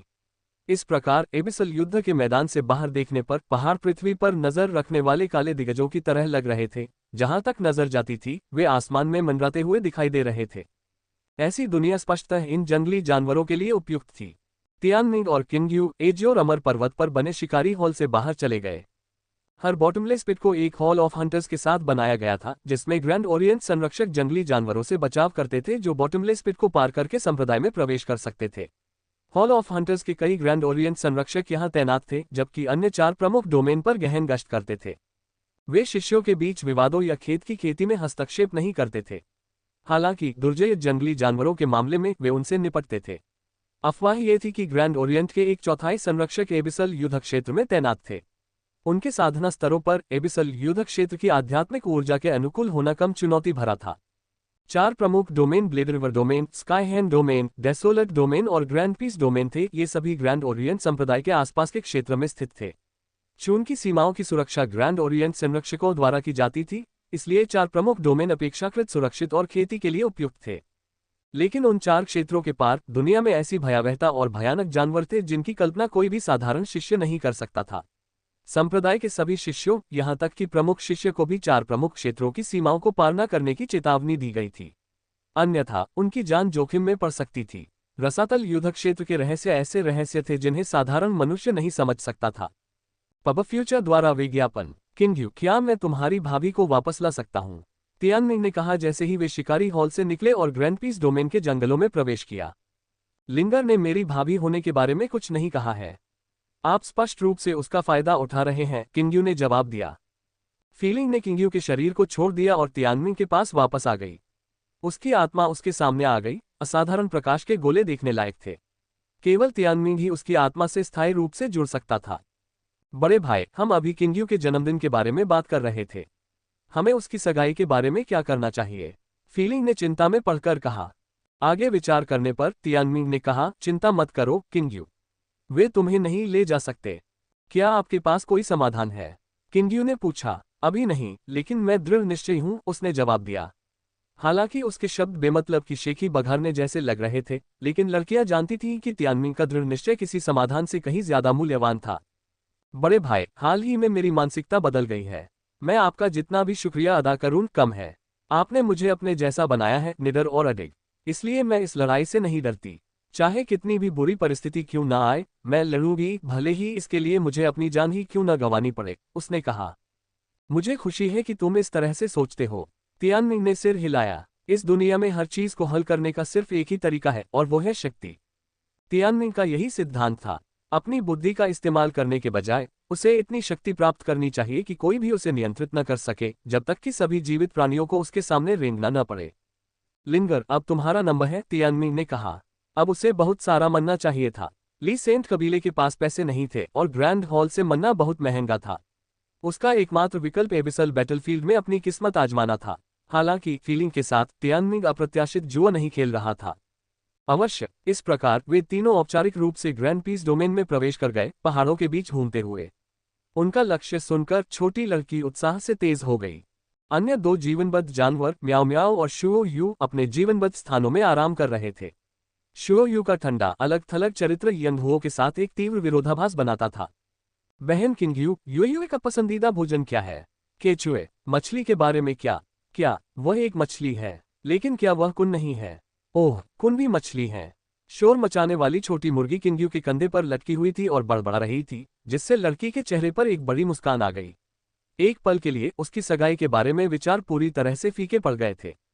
जल्द ही वे एक जंगली जानवर के पास आ पहुंचे। ग्रैंड पीस डोमेन में कई जंगली जानवर थे, सभी 6 सितारा और उससे नीचे के 6 सितारा से ऊपर के सभी को ग्रैंड ओरिएंट संरक्षकों ने रोक दिया था। फिर भी 5 सितारा जानवरों की तुलना में 6 सितारा जंगली जानवर दुर्लभ थे। एबिसल ट्रायल के दौरान लेक ऑफ आइलैंड्स के भीतर रहने वाले जंगली जानवर 4 सितारा थे और एकमात्र 5 सितारा जंगली जानवर अभी भी एक लावा था। अभी परिपक्व 5 सितारा जंगली जानवर ग्रैंड पीस डोमेन के जंगलों में बेकाबू होकर भाग रहे हैं। अथाह युद्ध क्षेत्र में जंगली जानवरों की दहाड़ें हवा में गूंज रही थीं। फिर उनके सर पर दौड़ते कदमों की आवाजें आने लगीं। तियानमिंग ने स्वयं दर्जनों 5 सितारा मियास्मा भेड़ियों को घाटी में दौड़ते हुए एक जंगली हाथी को टुकड़े टुकड़े करते और उसे खाते हुए देखा। मन्ना के अलावा तियानमिंग यंगहुओ और म्याओ म्याओ दोनों के लिए उपयुक्त पशु आत्माएं ढूंढना चाहता था। आग या बिजली जैसे जंगली जानवर को देखते ही तियानमिंग युद्ध शुरू कर देता, बशर्ते उसकी ताकत सहनीय सीमा के भीतर हो। किंग्यू की मदद से, जिसकी ताकत उसके बराबर थी, 5 सितारा जंगली जानवरों को मारना आसान था। लेकिन 20 से ज्यादा जंगली जानवरों का वध करने के बाद तियानमिंग को एहसास हुआ कि जेड स्केल फ्लेमिंग ईगल पर ठोकर लगना शुद्ध भाग्य था। छोटी लड़की के लिए अपने रक्त संबंधी बंधनों को तोड़ना और इन जानवरों की आत्माओं के साथ अपनी क्षमताओं को जगाना एक चुनौती होगी। जहां तक म्याओ म्याओ की बात है, तो लाइफ स्पेन की धमकी के साथ उसने अपने तौर तरीके सुधारने, कमर कसने, कड़ी मेहनत करने और फिर कभी न सोने की कसम खाई थी। और उस कसम को लेने के बाद वह अब तक सो रहा था। निश्चित रूप से आलसी मौत से नहीं डरते थे। उन तीनों ने जीवन और मृत्यु को साझा किया और तियानमिंग जानता था कि समय समाप्त हो रहा था। इसलिए जानवरों के स्वामी के रूप में जीवित रहने का कार्य उसके ऊपर आ गया। वह यंगहुओ और म्याओ म्याओ को अपने वंश की बेड़ियां तोड़ने की अनुमति देने की उम्मीद में मन्ना की खोज कर रहा था, ताकि वे लंबे समय तक जीवित रह सकें। वे ज्वालामुखी के तल पर ट्रैकिंग कर रहे थे। सतह बहुत गर्म थी और दरारों के नीचे मैग्मा बह रहा था। तभी तियानमिंग ने मैग्मा के भीतर एक 5 सितारा जंगली जानवर को देखा। मैग्मा में लुटता हुआ जंगली जानवर लाल रंग के कोंटों से ढका हुआ था, एक ज्वाला हेजहोग। पब फ्यूचर द्वारा विज्ञापन। लेकिन ये कोई साधारण हेजहोग नहीं था, इसे मैग्मा इन्फर्नो डेमन कहा जाता था और यह मैग्मा खाता था और इसमें बहुत ज्यादा जीवन शक्ति थी, साथ ही घातकता भी थी। इसकी क्षमता इन्फेनोस्टॉर्म के साथ इसके शरीर से अनगिनत धधकती स्टील जैसी सुइयां निकलती थीं, जो आग की घनी बारिश की तरह होती थीं। इस प्रकार तियानमिंग ने फीलिंग और छोटी चिकी की सहायता से इसे नीचे गिराने का फैसला किया। इस बीच किंग्यू थोड़ी दूरी पर पहरा दे रहा था। जानवर की आत्मा को जब्त करने के लिए जानवरों के मालिक को अकेले युद्ध में शामिल होना चाहिए, अन्यथा पराजित जानवर अनिच्छुक होगा और उसकी आत्मा को जीतना असंभव होगा। पहली बार तियानमिंग ने नरकीय क्षेत्र का उपयोग किया क्योंकि मैग्मा इन्फर्नो दानव के अधिकांश हमले अग्नि प्रकार के थे। आग से प्रतिरक्षित लोगों के लिए उनकी मारक क्षमता सीमित थी। कई बार करने के बाद तियानमिंग ने सफलतापूर्वक जंगली जानवर को मार डाला और उसे छोटी लड़की को सौंप दिया। एक ही घूंट में छोटी लड़की ने जानवर की आत्मा को निगल लिया, फिर जीवनबद्ध स्थान पर वापस लौटकर उसे परिष्कृत करना शुरू कर दिया। तियानमिंग और लड़कियां जल्दी से उस इलाके से चले गए। अभी अभी लड़ाई हुई थी, कौन जानता था कि जंगली जानवर के और भी साथी होंगे या नहीं। बड़े भाई, आपका जीवनबद्ध जानवर एक सितारा नहीं है ना? इसके पास केवल एक विशाल नेक्सस क्यों है जो एक साधारण नेक्सस से लगभग 8 गुना बड़ा है? किंग्यू ने आश्चर्य व्यक्त किया। क्या यह अजीब है? तियानमिंग ने कहा। वास्तव में नहीं, ये संभवतः नेक्सस का ही एक रूप है और कभी कभी दूसरों के साथ भी ऐसा होता है। जब दो नेक्सस एक दूसरे के करीब होते हैं तो वे एक बड़ा नेक्सस बनाते हैं। हालांकि इस तरह का एकीकरण शायद ही कभी होता है, किंग्यू ने समझाया। ठीक है, जब तक यह असामान्य नहीं है, इस बारे में चिंता मत करो। साधना के मार्ग पर ऐसी बहुत सी चीजें विकसित होती हैं जो सामान्य से हटकर होती हैं। जब तक आपके पास शक्ति है तब तक गठजोड़ का एकीकरण कोई बड़ी बात नहीं है। जैसे ही किंग्यू के होठों से ये शब्द निकले, तियानमिंग के जीवन बंदित स्थान में मौजूद छोटी लड़की ने कहा, तियानमिंग, ये काम कर गया। वंश की बेड़ियां टूट गई हैं। मैं जल्द ही एक नई योग्यता प्राप्त कर लूंगा। छोटी लड़की की शक्ति की इच्छा तियानमिंग के समान ही थी। एक सनकी की तरह वह हर रोज अपने पंखों का उपयोग करके तलवार चलाने की तकनीक का अभ्यास करता था। एक नई क्षमता, तियानमिंग ने प्रत्याशा व्यक्त की। आखिरकार छोटी लड़की की नरकीय ज्वाला और नरकीय कवच शक्तिशाली थे। यहां तक कि मैग्मा नरकीय दानव का नरकीय तूफान भी लड़की के नरकीय कवच को भेदने में विफल रहा था। छोटी लड़की के इन्फिनिल्सोस पर एक धधकती फीनिक्स और आग का गोला था। इस समय जब रक्तरेखाएं एक साथ आती हैं तो एक छोटे से बिंदु पर केंद्रित अनंत शक्ति, एक नई क्षमता का जन्म होता है। यह असंख्य चमकदार पंखों से बना एक गोला था और नारकीय कवच के समान आकार के बावजूद चमकदार पंखों की चमक में एक विपरीत अंतर दिखाई देता था। तियानमिंग, अच्छी तरह देखो। छोटी सी लड़की जीवन से भरी जगह से बाहर निकल आई। उसके पास एक नई क्षमता थी जिसने उत्सुकता को जगाया। इटरनल इन्फेनल फीनिक्स की नई क्षमता कितनी शक्तिशाली थी। छोटा चूजा आसमान में उड़ गया और उसका छोटा सा शरीर अचानक गर्म लपटों में बदल गया। पलक झपकते ही उसके शरीर के सारे पंख जलकर फर में बदल गए। फिर उसका फर स्टील की सुइयों में बदल गया, जिनमें से प्रत्येक उस्त्रासी तीखी और ज्वलंत थी। पब फ्यूचर द्वारा विज्ञापन संपर्क टॉस साइट मैप दान करें। मेनू दिखाओ। उपन्यास ऑनलाइन पूरा पढ़े। उपन्यास बिन। उपन्यास युगों का पशु प्रधान अध्याय 226 वयुगुट की सुंदरिया। गुणा प्रिय पाठकों, अधिक अध्यायों के अनुवाद में हमारी टीम की सहायता के लिए यहां दान करें। URL युगों का पशु प्रधान वयुगुट की सुंदरिया। पब फ्यूचर द्वारा विज्ञापन अध्याय 226 वयुगुट की सुंदरिया। अचानक यंग हुओ के शरीर से स्टील की सुई के आकार के सभी फर अलग हो गए और वे धधकते पंखों में बदल गए। जैसे ही वे जमीन पर गिरे, आग की तेज बारिश हुई। एक विशाल चट्टान पर तुरंत छेद दिखाई दिए जो इसकी शक्ति का प्रदर्शन था। ये धधकते पंख इन्फिनोस्टॉर्म से भी ज्यादा थे। तियानमिंग ने ऊपर देखा और अपना सिर पीछे फेंकते हुए हंसने लगा। तुम बाल रहित लड़की हो, हा। फीलिंग और किंग्यू भी हंसने लगे, क्योंकि अपनी क्षमता का इस्तेमाल करने के बाद छोटे चूजे के सारे पंख गिर गए थे और वह नंगा हो गया था। कितना शर्मनाक। चुप रहो। शर्मिंदगी से छोटा चूजा क्रोधित हो गया और उसके पंखों की ज्वाला 3 मीटर तक बढ़ गई। तभी छोटे चूजे ने अपने धधकते पंख वापस पा लिए और तुरंत ही नग्न चूजे से बालों वाले चूजे में बदल गया। इसकी क्षमता को पुनः प्राप्त किया जा सकता था और उसे जारी किया जा सकता था, जो मैग्मा इन्फर्नो डेमन से भी अधिक खतरनाक खतरा था। मेरे शानदार पंखों को ध्यान से देखो। छोटा चूजा जमीन पर उतरते हुए दहाड़ा। अपने पंख खोने से वह गुस्से से उबल रहा था। हा। तियानमिंग हंसना बंद नहीं कर सका। क्या हम इस क्षमता को वन स्ट्राइक फेदरलेस कहें? ओह, भाड़ में जाओ। मैं इसे स्काईस्कॉच फेदर ब्लास्ट कहने जा रहा हूं। तुम्हें अंदाजा नहीं है कि भविष्य में ये क्षमता कितनी भयानक होगी। तुम कुएं के मेढक। छोटी लड़की ने अपने दांत पीस लिए। ओह, कितना भयानक। यंग हुओ, मैं तुम्हें फिर कभी नहीं उकसाऊंगा। मुझे डर है कि तुम मुझे वन स्ट्राइक फेदरलेस से मार दोगे।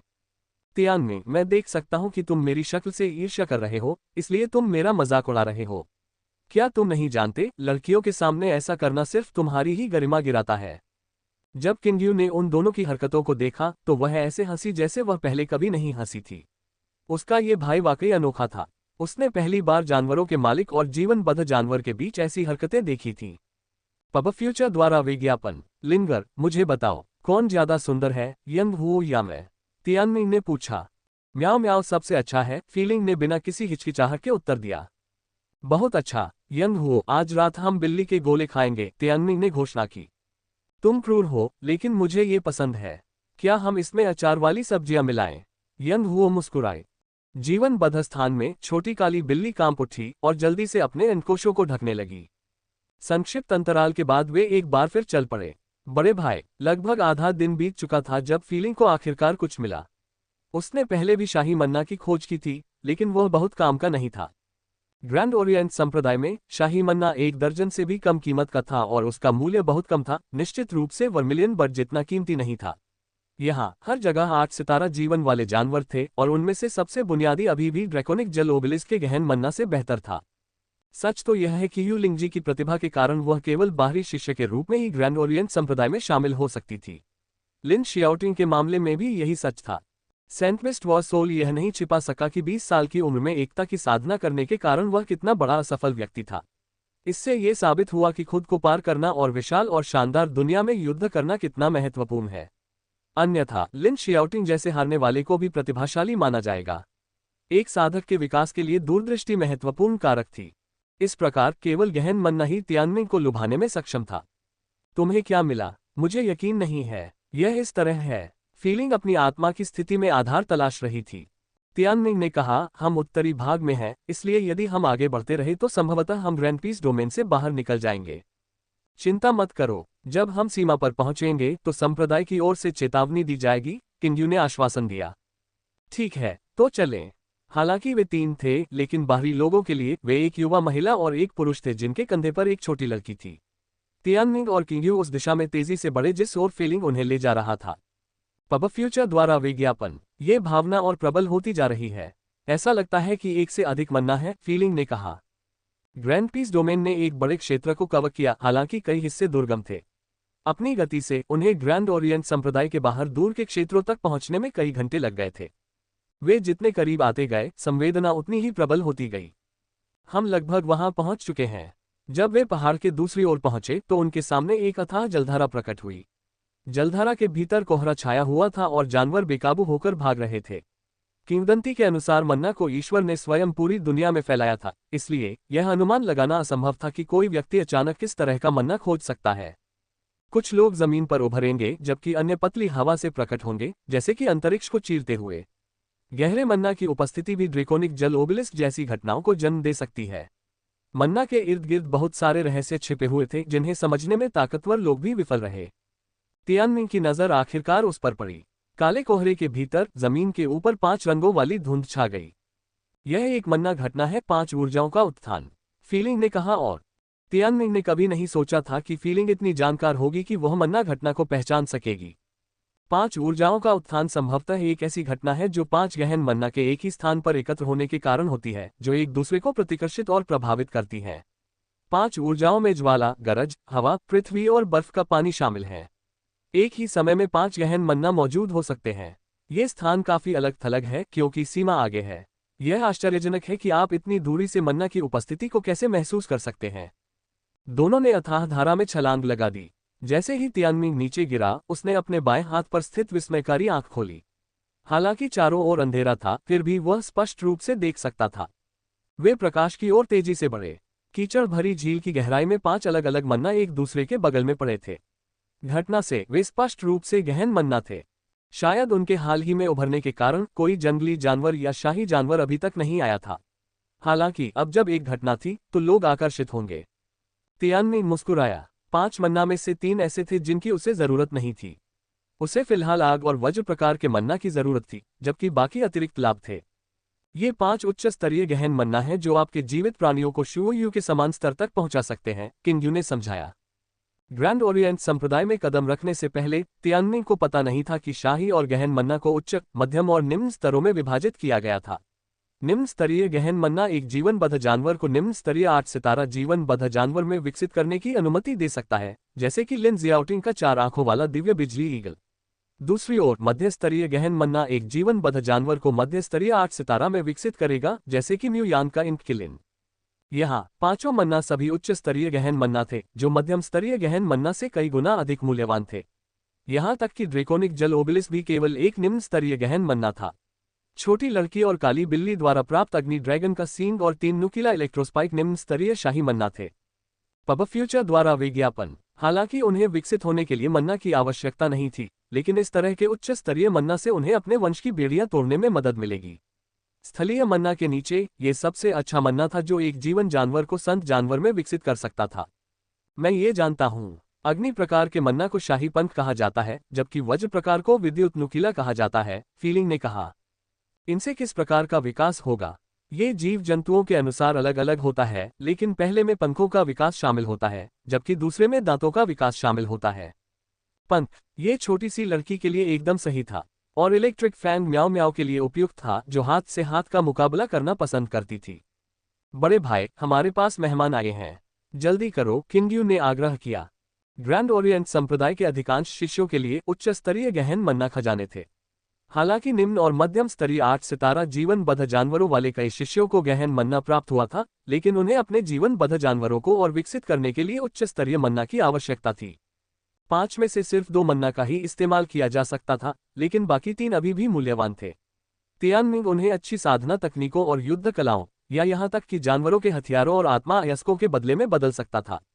बिना एक और शब्द कहे तियानमिंग ने अपने स्थानिक अंगूठी से आर्कफेन को बाहर निकाला और झील में फेंक दिया। सभी 5 गहन मन्ना को हुक किया और एक झटके के साथ वे उसकी ओर उड़ाए। जैसा कि कहावत है, धन को कभी उजागर नहीं करना चाहिए। इसलिए तियानमिंग ने मन्ना को अपनी स्थानिक अंगूठी में रखा। अब इसे मुझे दे दो, अधीर यंग हो चिल्लाया, उसके मुंह में पानी आ रहा था। जब तक हम वापस नहीं आ जाते तब तक प्रतीक्षा करो। यदि हम किसी से टकरा गए तो मुझे अकेले ही लड़ना पड़ेगा, तियानमिंग ने हंसते हुए कहा। जब उन्होंने अग्नि ड्रैगन का सीन प्राप्त कर लिया और तुरंत उसे परिष्कृत कर लिया, तो तियानमिंग को जी चांग्यान के साथ भयंकर युद्ध में मजबूर होना पड़ा। वहां लोग आ रहे थे। भगवान जानते थे कि आने वाले लोगों ने पाया था कि ये मन्ना कितने कीमती थे। ग्रैंड ओरिएंट संप्रदाय के अधिकांश शिष्यों के लिए उच्च स्तरीय गहरा मन्ना सबसे अच्छा था, जो वे अपने जीवनबद्ध जानवरों के संत जानवरों में विकसित होने से पहले प्राप्त कर सकते थे। उदाहरण के लिए युवेन शेनचेन को उम्मीद थी कि वह अपने उच्च स्तरीय 8 सितारा जीवनबद्ध जानवर को एक संत जानवर में विकसित कर सकेगा। हालांकि जीवनबद्ध जानवर जो संत जानवर के रूप में पैदा नहीं हुए थे, उन्हें विकास के लिए एक निश्चित क्षमता की आवश्यकता थी। इस प्रकार सुरक्षित विकल्प ये होगा कि पहले जीवनबद्ध जानवर के परिपक्व होने और अपने आप विकसित होने का इंतजार किया जाए। आखिरकार स्थलीय मन्ना कीमती था। जैसा कि तियानमिंग ने उम्मीद की थी, मुसीबत आ गई।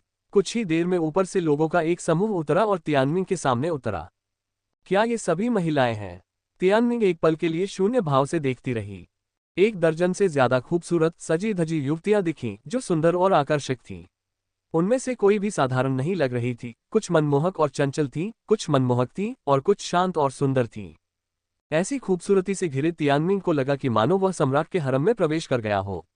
उसे तुरंत वयू गुट की याद आ गई। चूनकी गुट का नेतृत्व मुख्य शिष्य सु वयू कर रहा था, इसलिए इसके सभी सदस्य महिलाएं थीं। लेकिन उसे अपने सामने खड़ी महिलाओं में कोई खास व्यक्ति क्यों नजर आया? पब फ्यूचर द्वारा विज्ञापन। संपर्क टॉस साइट मैप दान करें। मेनू दिखाओ। उपन्यास ऑनलाइन पूरा पढ़े। उपन्यास बिन। उपन्यास युगों का पशु प्रधान अध्याय 227 स्काईस्कॉच फेदरब्लास्ट असीम तलवार की। गुणा प्रिय पाठकों, अधिक अध्यायों के अनुवाद में हमारी टीम की सहायता के लिए यहाँ दान करें। URL युगों का पशु प्रधान C 227 Skyscorch Featherblast boundless sword की। Ads by Pubfuture. अध्याय 227 स्काईस्कॉच फेदरब्लास्ट असीम तलवार की।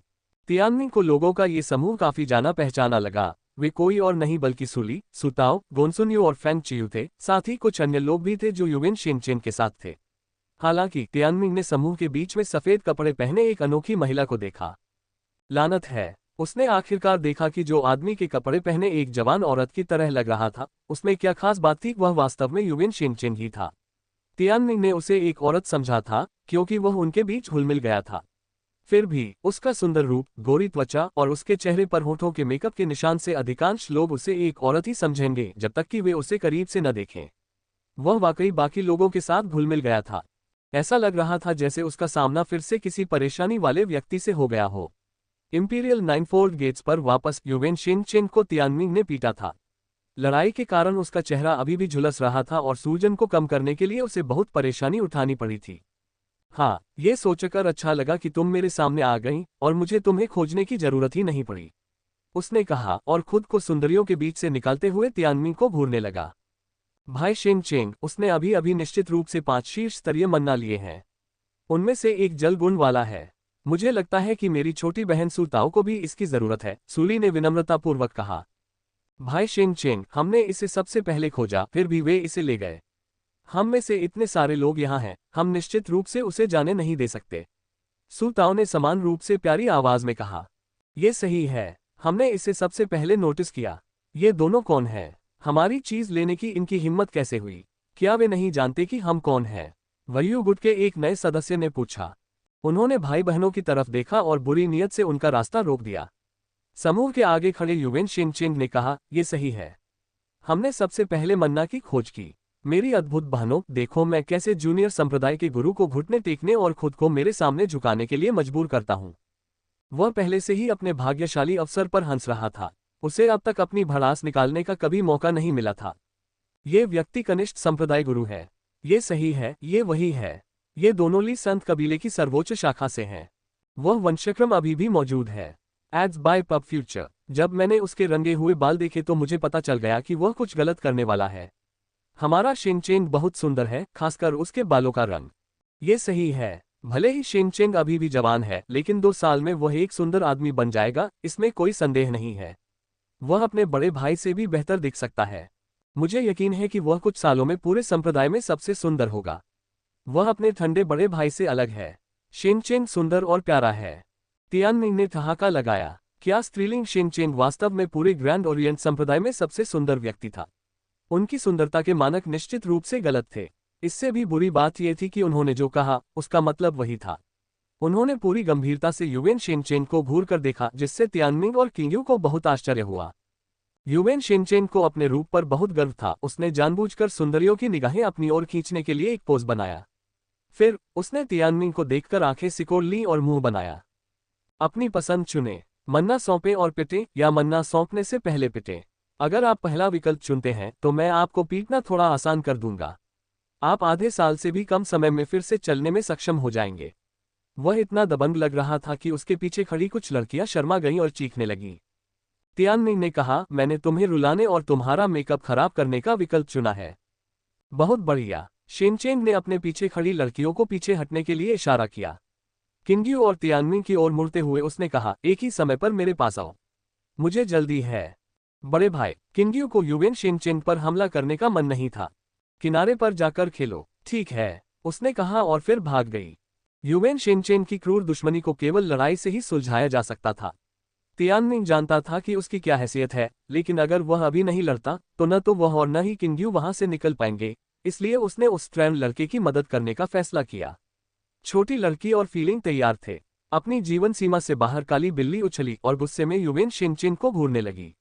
अपने छोटे आकार के बावजूद उसने गहरी दहाड़ लगाई। तुम सच में नहीं जानते कि तुम्हारे लिए क्या अच्छा है ना?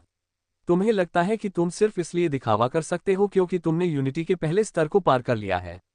उसकी आंखों में हत्या करने की इच्छा थी, क्योंकि उसने सिर्फ 13 साल की उम्र में ही कुछ लोगों को मार डाला था। वह 10 साल से साधना कर रहा था जब वह सिर्फ 3 साल का था। यह पहला 5वां स्तरीय यूनिटी प्रतिद्वंद्वी था जिसका सामना तियानमिन को करना था। सावधान, भले ही वह युवा है, लेकिन वह काफी शक्तिशाली होना चाहिए, अन्यथा वह एक प्रमुख शिष्य के लिए उम्मीदवार नहीं होगा। लिन जियाओटिंग की तुलना उस व्यक्ति से भी नहीं की जा सकती जो 13 साल की उम्र में 5वें स्तर की एकता पर था। Ads by Pubfuture. ठीक उसी समय युवेन शिनचेन का जीवनबद्ध जानवर उसके जीवनबद्ध स्थान से बाहर रेंगता हुआ आया। यह एक विशालकाय क्रूर कल्पना थी जिसमें शेर, बाघ, तेंदुआ, घोड़ा, बकरी और बैल के अंक थे। इसके पंजे और नुकीले दांत सबसे भयानक मांसाहारी जानवरों की तरह तीखे थे। इसे विचित्र कहना कम होगा। तियानमिन ने कभी नहीं सोचा था कि सुंदर युवेन शिनचेन का जानवर इतना भयंकर और बदसूरत होगा, जिसकी सबसे खास विशेषता उसके 4 छोटे पैरों के ऊपर 4 जानवरों जैसी भुजाएं थीं। बड़े भाई, यह एक 4 भुजाओं वाला ताओटी है। ताओटी शीर्ष स्तरीय जीवनबद्ध जानवर हैं और उनमें से अधिकांश संत जानवर हैं। वे युवेन कबीले के हस्ताक्षर जानवर भी हैं, फीलिंग ने समझाया। आप ये कैसे जानते हैं? कुछ समय पहले मेरे पास करने को कुछ नहीं था, इसलिए मैंने किंगयू द्वारा दी गई सभी किताबें पढ़ी, उसने कहा। उसने वास्तव में तियानमिंग की मदद करने के लिए कड़ी मेहनत की थी। चूंकि उसके पास इस तरह की पढ़ाई के लिए समय नहीं था, इसलिए उसने उसका विश्वकोश बनने की पहल की। 4 भुजाओं वाले ताओटीज शीर्ष स्तरीय 8 सितारा जीवनबद्ध जानवर हैं। वे अंधेरे प्रकार के स्थलीय जीवनबद्ध जानवरों की श्रेणी से संबंधित हैं। Dark type. तियानमिंग ने पहले कभी ऐसे किसी जानवर का सामना नहीं किया था। अब जब उसने उसे देखा तो 4 भुजाओं वाला ताओटी वाकई बहुत भयावह लग रहा था, जो सुंदर युवेन शेनचेन से बिल्कुल अलग था। म्याओ म्याओ ने अपनी आत्मास्रोत क्षमता का उपयोग करके एक राजसी अराजकतावादी में रूपांतरित हो गया। अब यह ताओटी से कम दबंग नहीं लग रहा था और यह उससे कहीं बेहतर भी लग रहा था।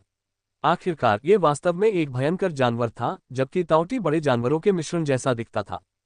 ताओटी के मुंह से एक हरा गू रिस रहा था, जो उसकी कुरूपता और क्रूरता को और बढ़ा रहा था। इसमें कोई संदेह नहीं था कि एक संत जानवर में विकसित होने के बाद इस जीवनबद्ध जानवर से लड़ना और भी कठिन हो जाएगा। युवेन शेनचेन वर्तमान में एक खूनी युद्ध ब्लेड का इस्तेमाल कर रहा था, जो उसे एक मर्दाना हवा दे रहा था। ब्लेड चौड़ा था और पीछे की ओर 9 छल्ले लगे थे, और जब भी इसे घुमाया जाता था तो वे झनकार करते थे। ताओटी चिल्लाया और युवेन शेनचेन ने उसे मारने के लिए हमला किया। वह तियानमिंग पर पूरी तरह से हावी होने के लिए इंतजार नहीं कर सकता था। मैंने अभी तक एकता रैंक वाली युद्ध कला नहीं सीखी है, इसलिए मैं अपनी एकता क्षेत्र की पूरी शक्ति का उपयोग नहीं कर सकता। मेरे प्रतिद्वंद्वी को वहां लाभ है। चूंकि ऐसा है, इसलिए मैं चाहता हूं कि तुम दोनों 4 हाथ वाले ताओटी से निपटो। तियानमिंग की तुलना में, जिसके पास फीलिंग की मदद थी, उसके 2 जानवर थोड़े बदतर थे। इसलिए उसने उन्हें ताओटी से निपटने के लिए कहा, जिसका उद्देश्य युवेन शेनचेन के एकता क्षेत्र को बाधित करना और तियानमिंग की संभावनाओं को बढ़ाना था। कोई बात नहीं, म्याऊं। काली बिल्ली अपने क्रूर रूप में आए और उसने अपनी काली बिजली की चमक को हर जगह फैला दिया। म्याओ म्याओ, अपने बड़े भाई चिकन का इंतजार करो, यंग हुओ ने कहा और वह भागता हुआ आया। उन दोनों का संयुक्त हमला निश्चित रूप से ताओटी के लिए भी भयानक था। छोटी सी लड़की ने युवेन शेनचेन और उसके जीवनबद्ध जानवर को अलग करने के लिए इन्फेनल ब्लेज को उगल दिया। फिर इसने इन्फेनल कवच को प्रकट किया, जिससे तियानमिंग भी सुरक्षित हो गया। तियानमिंग ने अपने दाहिने हाथ में ग्रैंड थंडरफ्लेयर तलवार पकड़ी और लड़ाई में कूद पड़ा। जहां युवेन शेनचेन था, वहां आसमान अंधेरे में डूबा हुआ था। उसका जीवनबद्ध जानवर तियानमिंग के अपने जानवरों से भी उलझा हुआ था। फिर भी ताओटी नजदीकी लड़ाई में काफी अच्छा था। कुछ स्तरों की कमी वाली काली बिल्ली शायद उसका पूरी तरह से सामना न कर पाए। हालांकि उसे यह नहीं पता था कि छोटी सी छोटी लड़की ही उसका असली दुष्वप्न थी, जबकि रीगल कैल्सिफियन सिर्फ एक आलसी व्यक्ति था।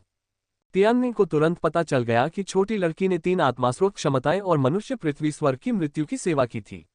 म्याओ म्याओ की आवाज के साथ विशाल दुश्मन को पीछे धकेलते हुए छोटी लड़की अपने हमलों को पूरी तरह से मुक्त करने में कामयाब रही। Ads by Pubfuture. अपने जीवनबद्ध जानवर के कब्जे में होने के कारण युवेन शेनचेन की एकता रैंक वाली युद्ध कला, साथ ही साथ उसका एकता क्षेत्र बहुत कमजोर हो गया था। हालांकि तियानमिंग ने एक स्वर्गीय रैंक वाली युद्ध कला का इस्तेमाल किया। मर जाओ, युवेन शेनचेन ने चिल्लाते हुए कहा जब उसने अपनी एकता रैंक वाली युद्ध कला डेमोनिक रैबिट स्लैश का प्रदर्शन किया। उसकी भयंकर और क्रूर लड़ाई शैली युवेन कबीले का प्रतीक थी। तियानमिंग ने अपना खुद का एकता क्षेत्र तैनात किया, जिससे उसके विशाल नेक्सस ने असीमित मात्रा में आध्यात्मिक ऊर्जा को चूसना शुरू कर दिया। उसके 20 मीटर के भीतर का क्षेत्र आग की लपटों से जल उठा और बिजली के बोल्टों से ढक गया, जिससे उसके सफेद बाल क्षेत्र के भीतर अराजक ऊर्जाओं में लहराने लगे। ग्रैंड थंडरफ्लेयर तलवार के चारों ओर आध्यात्मिक ऊर्जा की भारी मात्रा इकट्ठी हो गई। तियानमिंग ने अपनी दूसरी हथेली को युवेन शेनचेन की ओर मोड़ा, जो अपनी युद्ध कला को अंजाम देते हुए तियानमिंग का सिर काटने के इरादे से आगे बढ़ रहा था। तियानमिंग केवल मुस्कुराया। भ्रमित करने वाली आंख।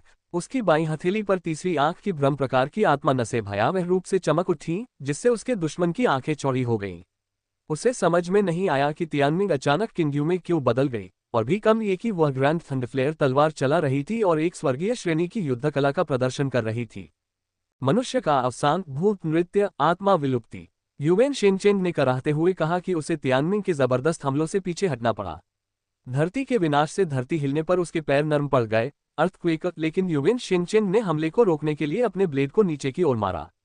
यह सोचना कि वह बेविल्डरिंग आई के प्रभाव के बावजूद इतनी जल्दी प्रतिक्रिया करने में सक्षम होगा। तियानमिंग ने और भी तेजी से और ज्यादा क्रूरता से प्रतिक्रिया की। धरती का नाश, नरक शेक। जैसे ही हमला हुआ, असीम तलवार की ने आसमान को भर दिया, जिससे युवेन शेनचेन को घबराहट में पीछे हटना पड़ा, लेकिन उसने पाया कि वह एक दीवार से टकरा गया था। जैसे ही वह पीछे हटा, स्थानिक दीवार टूट गई। यदि उसने ऐसा नहीं किया होता तो वह वार से मर जाता, लेकिन दीवार से टकराने के कारण उसके सिर से खून बहने लगा। अंधेरे की रात का संक्षारण। उसने अपने ताउटी को पीला चेहरा दिखाते हुए पुकारा।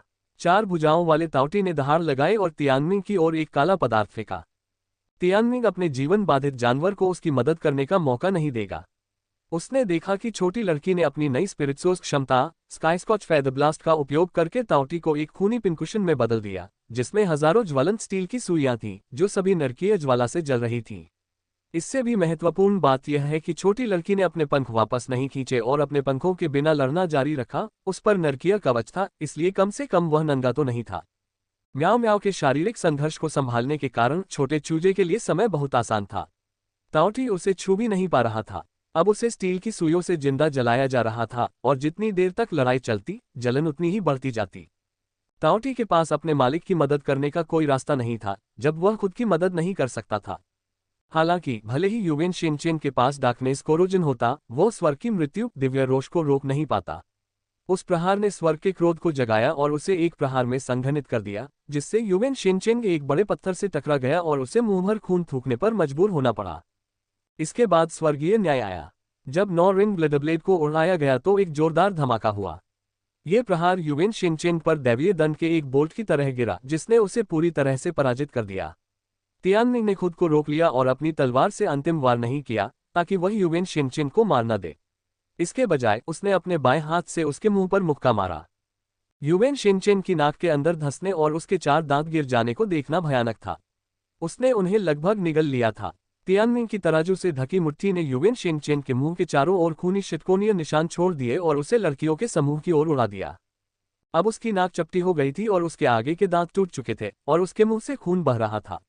तियानमिंग सुंदरियों से यह पूछने के लिए ललचा गया कि क्या उसे अभी भी ग्रैंड ओरिएंट संप्रदाय में सबसे सुंदर लड़का माना जा सकता है। इस बीच 4 भुजाओं वाला ताउटी म्याओ म्याओ और यंग हुओ के संयुक्त हमलों का सामना नहीं कर सका। चाहे वह कितना भी शक्तिशाली क्यों न हो, वह संख्या में उससे कम था और यंग हुओ लगातार उसकी भुजाओं से बचकर भागता रहा। स्काईस्कॉच फेदर ब्लास्ट ने यह भी सुनिश्चित किया कि वह जितना आगे बढ़ेगा, उतना ही उसे चोट पहुंचेगी। जब वह लगभग जलकर राख हो गया था तो उसके पास भागने के अलावा कोई विकल्प नहीं था। इसमें कोई संदेह नहीं था कि तियानमिंग ने भारी मतों से जीत हासिल की। जिस क्षण युवेन शिनचेन उतरा, लड़कियों ने नीचे देखा और कुछ कदम पीछे हटकर पहले सुंदर युवक को देखा, फिर एक दूसरे को देखा। ये लड़ाई इतनी तेज थी कि यह एक पल में पूरी तरह से एक तरफा खत्म हो गई, ठीक वैसे ही जैसे इंपीरियल नाइनफोल्ड गेट्स पर हुआ था। युवेन शिनचेन ने सोचा था कि वह सिर्फ शीर्ष लड़ाई के रूप में नहीं था, लेकिन इस लड़ाई ने साबित कर दिया कि अगर वह शीर्ष पर भी होता तो भी वह हार जाता।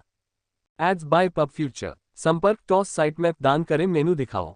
उपन्यास ऑनलाइन पूरा पढ़े। उपन्यास बिन उपन्यास युगों का पशु प्रधान अध्याय 228। मैं तुम्हारे अंदरूनी अंगों को चीर दूंगा। गुणा प्रिय पाठकों, अधिक अध्यायों के अनुवाद में हमारी टीम की सहायता के लिए यहां दान करें। URL युगों का पशु प्रधान C 228। मैं तुम्हारे अंदरूनी अंगों को चीर कर रख दूंगा। पब फ्यूचर द्वारा विज्ञापन अध्याय 228। मैं तुम्हारे अंदरूनी अंगों को चीर दूंगा। आसपास का माहौल पूरी तरह से शांत था। दर्जन भर सुंदरियां खून से लथपथ युवेन शिनचेन को दर्द से जमीन पर रोते हुए देखती रहीं, इतनी हैरान कि वे प्रतिक्रिया भी नहीं कर सकी। उन्होंने कुछ कदम पीछे भी खींचे। युवेन शिनचेन का चेहरा न केवल घायल था, बल्कि वह कीचड़ से भी सना हुआ था, जो एक सुंदर युवा के रूप में उसकी छवि के बिल्कुल विपरीत था। भाई शिनचेन, तुम्हारी हिम्मत कैसे हुई उसे इस तरह धमकाने की? तुम सिर्फ इसलिए जीते क्योंकि तुम बड़े हो। तुम्हारे लिए सब खत्म हो गया। लेकिन क्या वह 2 दिन पहले ही प्रथम स्तर की यूनिटी में नहीं पहुंचा था? सु ताओ ने आखिरी सवाल पूछा और तुरंत बाकी लोगों को स्तब्ध कर दिया। क्या प्रथम स्तर की यूनिटी जूनियर संप्रदाय मास्टर ट्रैश वास्तव में भावी प्रधान शिष्य युवेन शिनचेन को हराने में कामयाब रहा, जो 5वें स्तर की यूनिटी में था? ये बिल्कुल भी समझ में नहीं आया। हम उसे जाने नहीं दे सकते। हमारे पास संख्या बल है। चलो भाई शिनचेन से बदला लें। हम उन्हें मन्ना सौंप देंगे और शिनचेन के पक्ष में खड़े होंगे। सुली, गोन्वेसुनयू और फैंगचियू यूनिटी के 5वें स्तर पर थे, जबकि बाकी पहले स्तर पर थे। उनमें से करीब 1 दर्जन थे और उनका ऊपरी हाथ था। लालच और क्रोध ने उनके निर्णय को धुंधला कर दिया था। उन्हें नहीं पता था कि तियानमिंग उन सभी द्वारा गिरोह बनाकर हमला किए जाने से जरा भी नहीं डरता था। बड़े भाई, मुझे आपकी मदद करने दीजिए। किंग्यू भी घबराया हुआ नहीं लग रहा था। ठीक है। पब फ्यूचर द्वारा विज्ञापन। हालांकि इतने सारे शत्रुओं का सामना करना निस्संदेह कष्टकारी होगा, लेकिन वे संप्रदाय के बुजुर्गों के बिगड़े हुए वंशज प्रतीत होते थे। जाओ। तियानमिंग ने अपना सबसे बड़ा तुरुप का पत्ता दिव्य पंख का इस्तेमाल किया। बड़े भाई, क्या हम जीत सकते हैं? किंगयू ने अपने दुश्मनों की संख्या के बारे में चिंता जताते हुए पूछा। वास्तव में बहुत से लोग सक्षम नहीं हैं। मैं चौथे स्तर की यूनिटी से नीचे वालों को तुम्हारे लिए छोड़ दूंगा, उसने सीधे हमला करने से पहले कहा। यंग हुओ और म्याओ म्याओ के साथ फीलिंग की स्थानिक दीवार का तो जिक्र ही न करें, वह आसानी से युद्ध के मैदान को खंडों में विभाजित करने में सक्षम था।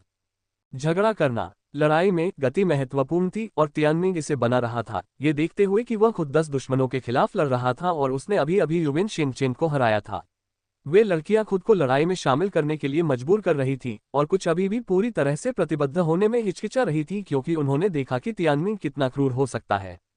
बुजुर्गों के वंशज सभी उनके जैसे नहीं थे, कुछ ऐसे भी थे जो वाकई बहुत सक्षम थे। हालांकि एक ही तरह के पक्षी एक साथ रहते हैं। दूसरे शब्दों में, यहाँ के ज्यादातर वंशज कम सक्षम किस्म के थे। युद्ध का रुख पूरी तरह से तियानमिंग के पक्ष में था। उसने आर्कफिएंट को बाहर निकाला और सूली को हवा में उछाल दिया, फिर उसके चेहरे पर जोरदार मुक्का मारा। जैसे ही वह जमीन पर गिरी, उसका चेहरा सूज गया, बाकी लोग घबरा गए। सूली चिल्लाए और रोई, क्योंकि उसके चेहरे पर भयंकर दर्द था। वह विकृत हो गई थी, कम से कम कुछ समय के लिए तो ठीक हो ही जाती। उसके पेट में जो मुक्का लगा, उससे उसकी मांसपेशियों में दर्द के कारण ऐंठन होने लगी।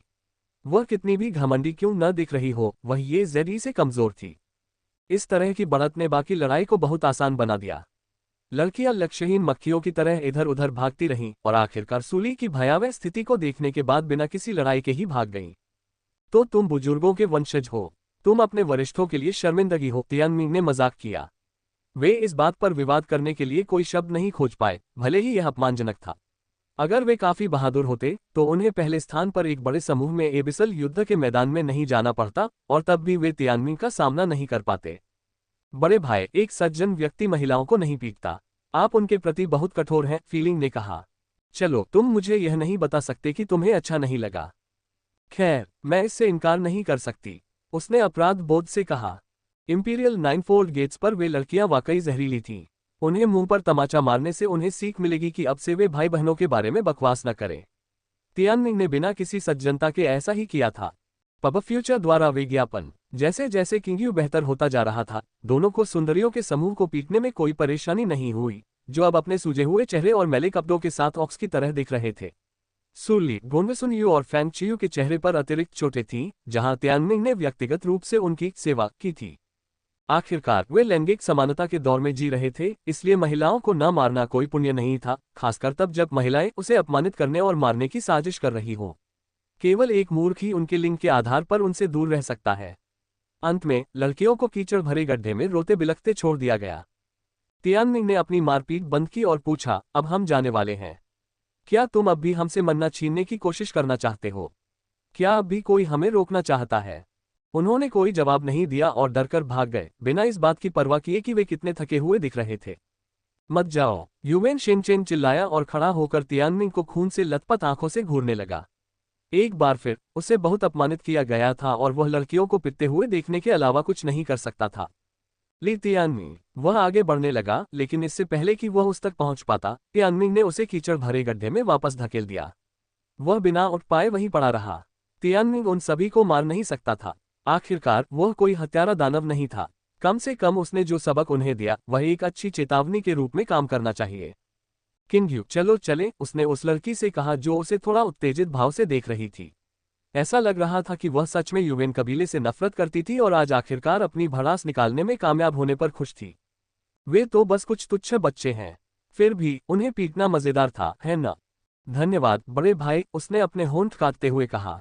तियानमिंग वास्तव में युवेन शिनचेन को अपना दुश्मन नहीं मानता था, उसके पास चिंता करने के लिए बहुत बड़ी चीजें थीं। हालांकि उसे अभी अपने सामने मौजूद चीजों से निपटने पर ध्यान केंद्रित करना होगा। चलो चले, उसने कहा, अपने 2 जीवित जानवरों को साथ लेकर, जबकि किंगयू एक आज्ञाकारी अनुयायी की तरह उसके पीछे पीछे चल रहा था। ली तियानमिंग, मैं युवेन शिनचेन कसम खाता हूं कि आज तुमने जो किया है, उसके लिए मैं तुम्हें 10 गुना वापस करूंगा। मैं तुम्हें दुनिया का सारा दर्द महसूस करवाऊंगा और तुम्हारी अंदरूनी नसें फाड़ दूंगा। बस तुम इंतजार करो, वह दिन जल्द ही आएगा। वह पागलों की तरह चिल्लाया। वह खास तौर पर आश्वस्त करने वाला नहीं लग रहा था। उसके सामने के 2 दांत गिरने के बाद उसका उच्चारण थोड़ा गड़बड़ था। तियानमिंग खुद को हंसने से नहीं रोक पाया। उसने अपने दाहिने हाथ पर लाइक्सबेन के अक्षरों को देखा जो उसे घूर रहे थे। बस तुम इंतजार करो, उसने कहा, युवेन शिनचेन से नहीं, बल्कि खुद से। उन्हें इस बात का एहसास नहीं था कि युवेन शेंगचेंग ने धीमी आवाज में क्या कहा था। ली किंगयू, तुम्हें इतनी जल्दी जश्न नहीं मनाना चाहिए। क्या तुम मुझे इस तरह से टाल सकते हो? मैं ये सुनिश्चित करूंगा कि तुम कुछ दिनों बाद घुटने टेककर मुझसे माफी मांगो। पब फ्यूचर द्वारा विज्ञापन। तियानमिंग ने एबिसल युद्ध क्षेत्र को छोड़ दिया और ओरिएंट हॉल में लौट आया, जो ग्रैंड ओरिएंट पवित्र पर्वत पर आंतरिक शिष्यों के लिए सबसे महत्वपूर्ण स्थान था। वहां आंतरिक शिष्य संप्रदाय में दूसरों के साथ नेटवर्क बना सकते थे और पुरस्कार के लिए मारे गए जंगली जानवरों से ट्रॉफियों का व्यापार कर सकते थे। तियानमिंग ने 20 से ज्यादा जंगली जानवरों को मार डाला था और किंगयू ने उसे जो सिखाया था उसके मुताबिक उचित ट्रॉफियां काट ली थीं। वह उन्हें नीले स्वर्गीय पैटर्न वाले लगभग 1000 स्पिरिट रत्नों के बदले में बेचने में कामयाब रहा। याद है कि मैंने अंकल चेन से 1000 पीले पैटर्न वाले स्पिरिट रत्न उधार लिए थे। प्रत्येक नीले पैटर्न वाले स्पिरिट रत्न की कीमत पीले पैटर्न वाले रत्न से 100 गुना ज्यादा है। तियानमिंग को लगा कि उसने जैकपॉट मार लिया है। हालांकि किंगयू ने उसे बताया कि उसके पास जितनी राशि है उससे वह कोई खास अच्छी यूनिटी रैंक वाली बैटल आर्ट नहीं खरीद सकता। तियानमिंग का अगला लक्ष्य ग्रैंड हॉल जाकर एक खरीदना था। मैं बस देखने जाऊंगा, वैसे भी मुझे इससे ज्यादा कुछ नहीं मिलने वाला है, उसने एक गरीब कंगाल की तरह कहा। मुझे आश्चर्य है कि ओरिएंट हॉल में अतिरिक्त 3 गहरे मन्ना को बेचकर मुझे कितना मिल सकता है। ये बहुत ज्यादा होगा। उच्च श्रेणी का गहरा मन्ना मध्यम श्रेणी के मन्ना से 10 गुना ज्यादा मूल्यवान होता है। वास्तव में आमतौर पर इसकी कोई आपूर्ति नहीं होती है, किंगयू ने कहा। फिर मैं उन्हें बेच दूंगा। देखते हैं कि मैं उससे कुछ अच्छा खरीद सकता हूं या नहीं। वह रातों रात अमीर बनना चाहता था। बड़े भाई, मेरा सुझाव है कि आप उन्हें बेचने के लिए वापस आने से पहले ग्रैंड हॉल की जांच करें। आपको किसी भी मामले में केवल एक को बेचने की जरूरत है। ठीक है, वर्तमान में एक मध्यस्तरीय या उससे ऊपर की एकता रैंक वाली युद्ध कला उसके लिए अधिक उपयोगी होगी। लेकिन किंगयू के अनुसार यहां तक कि सबसे आम मध्यस्तरीय भी ग्रैंड हॉल से भारी छूट पर 1000 नीले स्वर्गीय पैटर्न वाले आत्मा रत्नों के बराबर थे। संप्रदाय के बाहर उनकी कीमत कहीं अधिक होगी। ग्रैंड हॉल ओरिएंट हॉल के ठीक सामने स्थित था, लेकिन ये बहुत बड़ा था और कई क्षेत्रों में विभाजित था। किंगयू उस क्षेत्र में उसकी गाइड थी, वह उसे एकता रैंक वाली युद्ध कला वाले क्षेत्र में ले गई। किंगयू, क्या वह तुम्हारा प्रेमी है? कई लोगों ने पूछा। यह मेरा बड़ा भाई है, उसने कहा। तुम्हारे पास कब से है? बहुत से लोग उसके बारे में पूछ रहे थे, इसलिए उसे उन्हें कोई न कोई जवाब देना ही था। इंपीरियल नाइनफोल्ड गेट्स पर हुई घटना के बाद से पूरे संप्रदाय को अंततः अपने नए जूनियर संप्रदाय गुरु के बारे में पता चल जाएगा। तब तक उसे यह समझाने की जरूरत नहीं होगी कि तियानमिंग कौन था। अब यह मायने नहीं रखता कि अफवाहें कैसे फैलती हैं, क्योंकि मामले की सच्चाई तब सामने आएगी जब तियानमिंग के द्वार तोड़कर घुसने की बात बाहर आएगी। एकता रैंक वाली युद्ध कलाएं आगे हैं। किंगयू चलते रहे, तभी तियानमिंग अचानक रुक गए, क्योंकि उन्होंने पास ही एक क्रिस्टल कैबिनेट में एक बहुत ही सुंदर हार देखा। हार में एक क्रिस्टल रत्न था जिस पर बैंगनी रंग के स्वर्गीय पैटर्न अंकित थे, जिससे ये काफी आकर्षक लग रहा था। इसे युवा महिलाओं का ध्यान आकर्षित करने के लिए बहुत ही खूबसूरती से डिजाइन किया गया था, लेकिन किंगयू इसके झांसे में नहीं आया। बड़े भाई, ये सिर्फ देखने के लिए है। ये बिल्कुल भी व्यवहारिक नहीं है और इसकी कीमत भी बहुत ज्यादा है। मैंने सुना है कि यह सदियों से वहां है। कोई भी वास्तव में इसकी परवाह नहीं करता। मैं समझ गया, फिर मैं इसे देखूंगा। वह करीब गया और उसने देखा कि क्रिस्टल नेकलेस उसके जितना करीब था उतना ही सुंदर लग रहा था। इसमें एक शान थी जो इसे किसी भी तरह से घटिया नहीं बनाती थी, भले ही यह कितना भी ध्यान खींचने वाला क्यों न हो। वहां एक नेमप्लेट थी जिस पर स्काई स्पिरिट्स अफेक्शन लिखा था। तियानमिंग ने ठहाका लगाया। क्या यह तियानमिंग और फीलिंग के बीच प्यार का प्रतीक था? एक स्काई स्पिरिट तियानलिंग टीन लिंक में तियानमिंग और फीलिंग के नामों के अक्षर शामिल हैं। फीलिंग में लिंग लिंग है, लेकिन इसका उच्चारण वही है। पब फ्यूचर द्वारा विज्ञापन। संपर्क टॉस साइट मैप दान करें।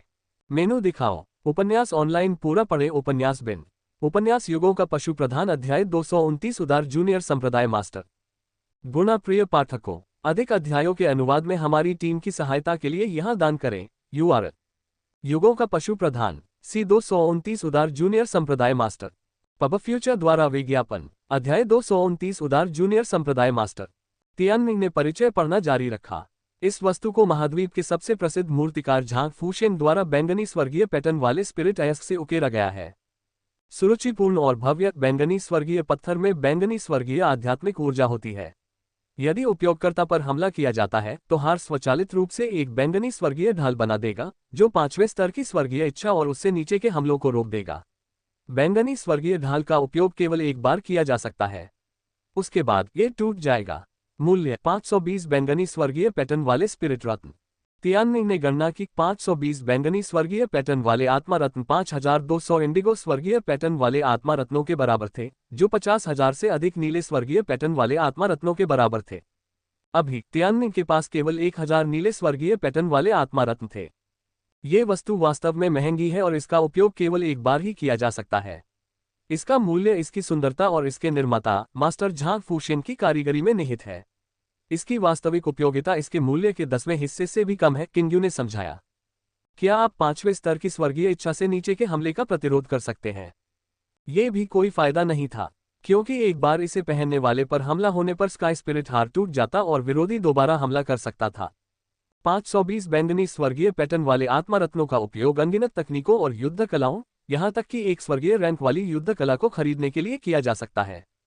जो लोग हार खरीद सकते थे उन्हें इसकी उपयोगिता की आवश्यकता नहीं थी, और जिन्हें इसकी उपयोगिता की आवश्यकता थी वे इसे खरीद नहीं सकते थे।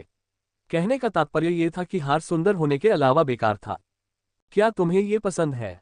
तियानमिंग ने पूछा। मैं करता हूं, लेकिन ये बहुत महंगा है, फीलिंग ने नाराजगी जताते हुए कहा। ये सही है, आत्मा के रूप में भी वह नाराज हो सकती थी। पहली नजर में वह हार की ओर बहुत आकर्षित हुई। फिर स्काई स्पिरिट्स अफेक्शन नाम सुनकर उसकी आंखें खुशी से चमक उठीं, लेकिन जब उसने कीमत देखी तो वह झिझक गई। ये बहुत ज्यादा था। पब फ्यूचर द्वारा विज्ञापन। किंग्यू सही था। 5वें स्तर की स्वर्गीय इच्छा और उससे नीचे के हमले का प्रतिरोध करने में सक्षम एक हार अधिकतम 500 नीले स्वर्गीय पैटर्न वाले आत्मा रत्नों के बराबर था। चूंकि दूसरा हमला हो सकता है, इसलिए इस तरह की वस्तु आमतौर पर बेकार थी। यदि आप एक हमले से किसी को नहीं मारते हैं तो बस दूसरा हमला करें। किंग्यू, यही मेरा इंतजार करो। तियानमिंग अचानक बाहर भाग गया।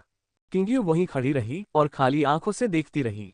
वह क्या करने की योजना बना रहा था? बेचैनी के साथ वह तियानमिंग के पीछे ओरिएंट हॉल में चली गई और उसने 3 उच्च स्तरीय गहन मन्ना को बाहर निकालते हुए देखा। कृपया मुझे बताएं कि मुझे इसके लिए कितना पैसा मिल सकता है। क्या आप सचमुच इन्हें बेचना चाहते हैं? ओरिएंट हॉल के कर्मचारी आश्चर्यचकित थे। वास्तव में स्पिरिट जेम्स स्ट्रीट पर मन्ना का मूल्य अधिक होगा, लेकिन लेन देन में अधिक समय लगेगा। मुझे बताओ कि मैं उनके लिए कितना प्राप्त कर सकता हूं।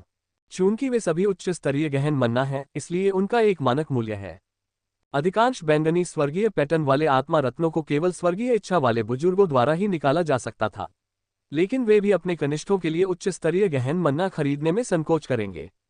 530 बैंगनी रंग के स्वर्गीय पैटर्न वाले आत्मा रत्न सौदा। किंग्यू अवाक रह गई। कितना शानदार! उसने पहले कभी किसी को इतना दृढ़ निश्चय नहीं देखा था।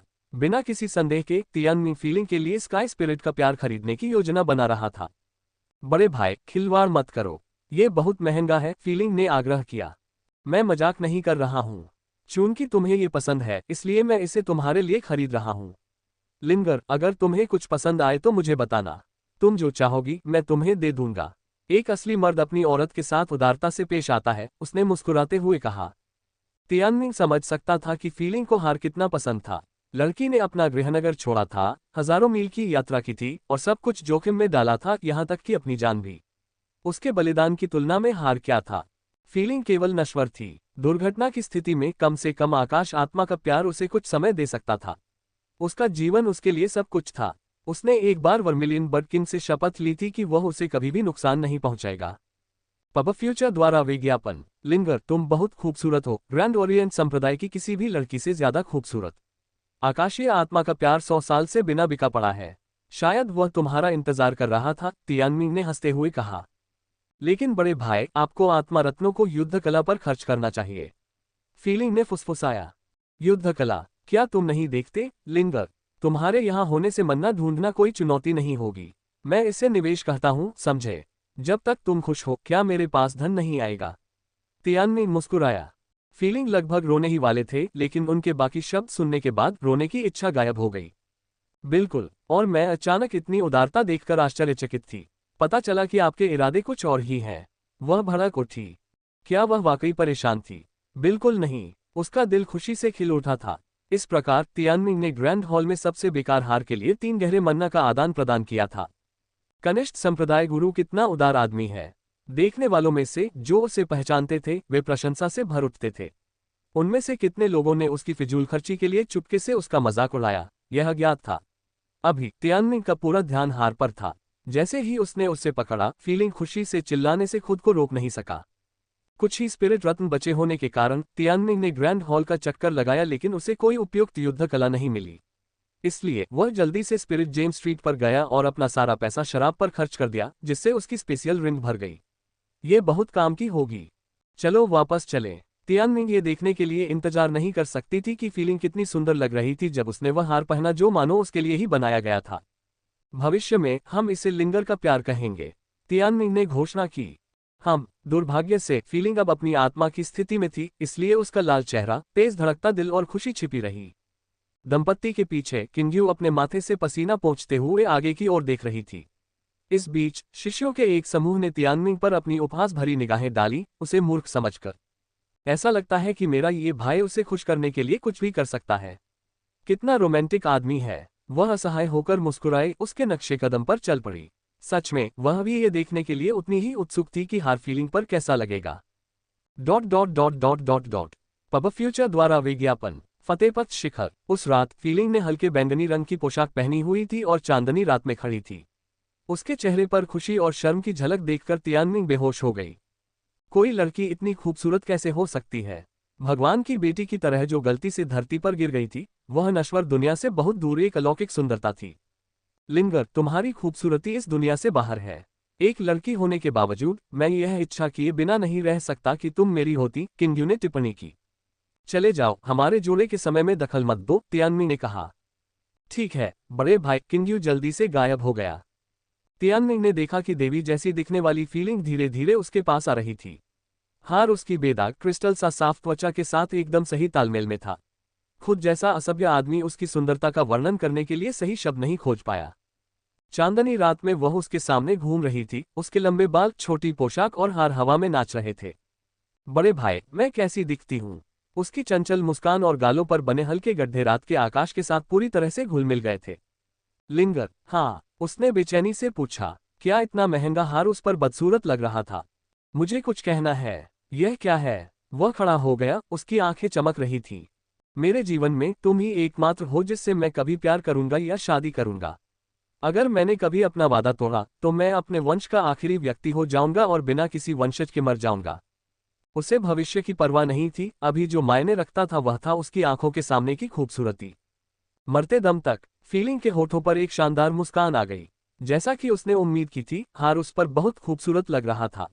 तियानमिंग की शर्ट को धीरे से खींचते हुए उसने कहा, तुम ही एकमात्र आदमी हो जिससे मैं शादी करूंगी। उसकी आंखों में दृढ़ संकल्प चमक रहा था। और अगर तुम ऐसा नहीं करोगी तो क्या होगा? तियानमिंग मुस्कुराए। यदि मैं अपना वादा तोड़ता हूं तो मैं एक पुरुष बन जाऊंगा और मुझे 3000 सुंदर पत्नियां और समृद्ध वंश प्राप्त होंगे। तियानमिंग के साथ बिताया गया समय निश्चित रूप से उसे भटका गया था। पब फ्यूचर द्वारा विज्ञापन। संपर्क टॉस साइट मैप दान करें। मेनू दिखाओ। उपन्यास ऑनलाइन पूरा पढ़े। उपन्यास बिन। उपन्यास युगों का पशु प्रधान अध्याय 230 जवान आदमी, तुम्हारा पसंदीदा हथियार कौन सा है? गुणा प्रिय पाठकों, अधिक अध्यायों के अनुवाद में हमारी टीम की सहायता के लिए यहां दान करें। URL। युगों का पशु प्रधान। नौजवान, आपका पसंदीदा हथियार कौन सा है? पब फ्यूचर द्वारा विज्ञापन। अध्याय 230 जवान आदमी, तुम्हारा पसंदीदा हथियार कौन सा है? ली समाधि। उजाड़ मैदान के बीच खून की धुंध उमड़ पड़ी। एबिसल युद्ध क्षेत्र से लौटने के बाद फीलिंग और किंग्यू फेटपाथ पीक पर आराम कर रहे थे। तियानमिंग अपने जीवित जानवरों के साथ एक बार फिर मकबरे पर गया। कुनपेंग पवित्र मुहर के साथ रक्तबीन अवरोध ने उसे पहाड़ में प्रवेश की अनुमति दी थी। तियानमिंग शून्य कुनपेंग का स्वागत करने वाला था, लेकिन यह महसूस करने पर कि वह पहाड़ की ढलान पर गहरी नींद में सो रहा था, वह चुपचाप चला गया। पहाड़ की चोटी पर एक लापरवाह ली वुडी कब्र के सामने सो रहा था। उसका मोटा पेट सबके सामने खुला हुआ था और लार उसकी ठुड्डी से नीचे टपक रही थी। किसने कहा कि उसे वेनमड्रेक स्पाइक ने प्रताड़ित किया है? स्पष्टतः वो व्यक्ति आराम की जिंदगी जी रहा था। अरे, तुम्हारी बेटी एक सुअर से शादी करने वाली है, फिर भी तुम यहाँ जी भरकर दावत उड़ा रहे हो और शराब पी रहे हो। तियानमिंग चिल्लाया। क्या कोई दावत है? ली वुडी ने बैठते हुए कहा, उसकी गोल आंखें अपने दत्तक पुत्र को गौर से देख रही थीं। तियानमिंग, मेरे बेटे, तुम कितने दयालु हो। मैं कुछ दिनों से भूखा हूँ। आओ, मेरे लिए एक सुअर का बच्चा भून दो। उस आदमी के बारे में क्या कहा जा सकता है? कम से कम वह आशावादी तो था। तियानमिंग ने अपने होंठ सिकोड़े। अब से कुछ दिनों बाद जब धातु वंश के लिए जुवा नई दरवाजे पर दस्तक देंगे तो संप्रदाय के गुरु ली वुडी कोई मदद नहीं करेंगे। ऐसा लग रहा था कि केवल ली जिंग्यू और वह खुद ही भरोसेमंद थे। यहाँ तक कि एल्डर ये किंग भी कोई सहायता नहीं दे रहे थे। पब फ्यूचर द्वारा विज्ञापन, मैं शराब लाया हूँ। तियानमिंग के शब्दों ने ली वुडी की दिलचस्पी जगा दी। लिंगर का प्यार खरीदने के बाद तियानमिंग ने ग्रैंड हॉल का चक्कर लगाया, लेकिन कोई उपयुक्त युद्ध कला नहीं मिली। इस प्रकार उसने शेष आध्यात्मिक रत्नों को शुद्ध आध्यात्मिक शराब पर खर्च कर दिया, जिससे उसकी स्थानिक अनूठी भर गई। शराब को देखते ही ली वुडी की आंखें उत्सुकता से चमक उठी। अद्भुत, बेटा होना बहुत बढ़िया है। बेटा, अगर तुम्हें कुछ चाहिए, कुछ भी, तो मुझे बताओ। मैं तुम्हारे लिए आसमान से सूरज भी चुन लूंगा। ली वुडी ने उत्साह से उछलते हुए शराब के प्रत्येक बर्तन को खोला और सूंघते हुए कहा, इस बारे में भूल जाओ। ये शराब मेरे पूर्वजों के सम्मान के लिए है। अगर तुम भाग्यशाली हो तो मैं तुम्हें इसका 10वां हिस्सा दे सकता हूं, तियानमिंग ने कहा। पूर्वज, इससे कोई फर्क नहीं पड़ता। तुम्हारे पिता होने के नाते मुझे भी पूर्वज माना जाता है। मैं उनके साथ शराब साझा करूंगा। ओह ठीक है, अगर इससे उसे खुशी मिलती है। तियानमिंग को समझ नहीं आ रहा था कि ऐसे बेशर्म आदमी के साथ क्या किया जाए। वह यहाँ साधना करने आया था। ली वुडी की तरह उसने ली शेनशियाओ की कब्र को रोशन किया। 81 संत स्वर्गीय पैटर्न एक बार फिर एकत्र हुए। तुम एकता तक पहुंच गए। कुछ ही दिनों में ये हासिल करना बुरा नहीं है, ली वुडी ने नशे में टिप्पणी की। हाँ, तुम सचमुच मेरे बेटे हो। लगता है मेरे मार्गदर्शन से मदद मिली। मैं निश्चित रूप से एक अच्छा संप्रदाय गुरु बन सकता हूँ। वह पुनः वहां गया और अपनी ही तुरही बजाने लगा। ली तियानमिंग ने अपने आत्मिक स्रोत और एकता क्षेत्र का विस्तार करने के लिए खुद को समर्पित कर दिया। ली शेनशियाओ की कब्र पर स्वर्ग और पृथ्वी की आध्यात्मिक ऊर्जा को इकट्ठा करना बहुत प्रभावी था। 81 संत स्वर्गीय पैटर्न उनके पूरे शरीर में फैल गए, जिससे हर सेकंड क्रांतिकारी प्रगति हुई। तियानमिंग का मानना था कि पूरे ग्रैंड ओरिएंट संप्रदाय में किसी के पास 10 बैन रिंग नहीं थे। साथ ही ली शेनशियाओ की कब्र पर 81 संत स्वर्गीय पैटर्न तक पहुंच नहीं थी। उसकी एकता का क्षेत्र तेजी से बढ़ रहा था, थोड़ा और जीने के लिए, ताकि वह थोड़ा और सो सके। म्याओ म्याओ भी अपना सब कुछ दे रहा था। ली शेनशियाओ की कब्र चमत्कारी थी, जिसका प्रभाव शाही 9 गुना द्वारों से कहीं अधिक था। इसमें केवल द्वारों की दमनकारी शक्ति की कमी थी। पब फ्यूचर द्वारा विज्ञापन, पहले पूर्वज की मदद से मैं इस संकट पर विजय पा लूंगा। जिस दिन मैं ऐसा करूंगा, दुनिया मेरी 10 अभिशाप वलयों को देखेगी, एक ऐसी नियति जो स्वर्ग के विरुद्ध है। अपनी आंखें सिकोड़ते हुए उसने स्वर्ग और पृथ्वी की बढ़ती हुई शक्ति को महसूस किया। वरिष्ठ ली, आपको इतना विनम्र होने की आवश्यकता नहीं है। बस मुझे पिता कहिए, ली वुडी ने उत्तर दिया। मुझे लगता है कि मैं गॉडफादर के साथ जाऊंगी। तियानमिंग को सिरदर्द होने लगा। सच में वह ली वुडी का सम्मान करता था। भाग्य के कारण ली वुडी ने ली पूर्वजों की पूरी संपत्ति उसे सौंप दी थी। ठीक है, ली वुडी मुस्कुराया।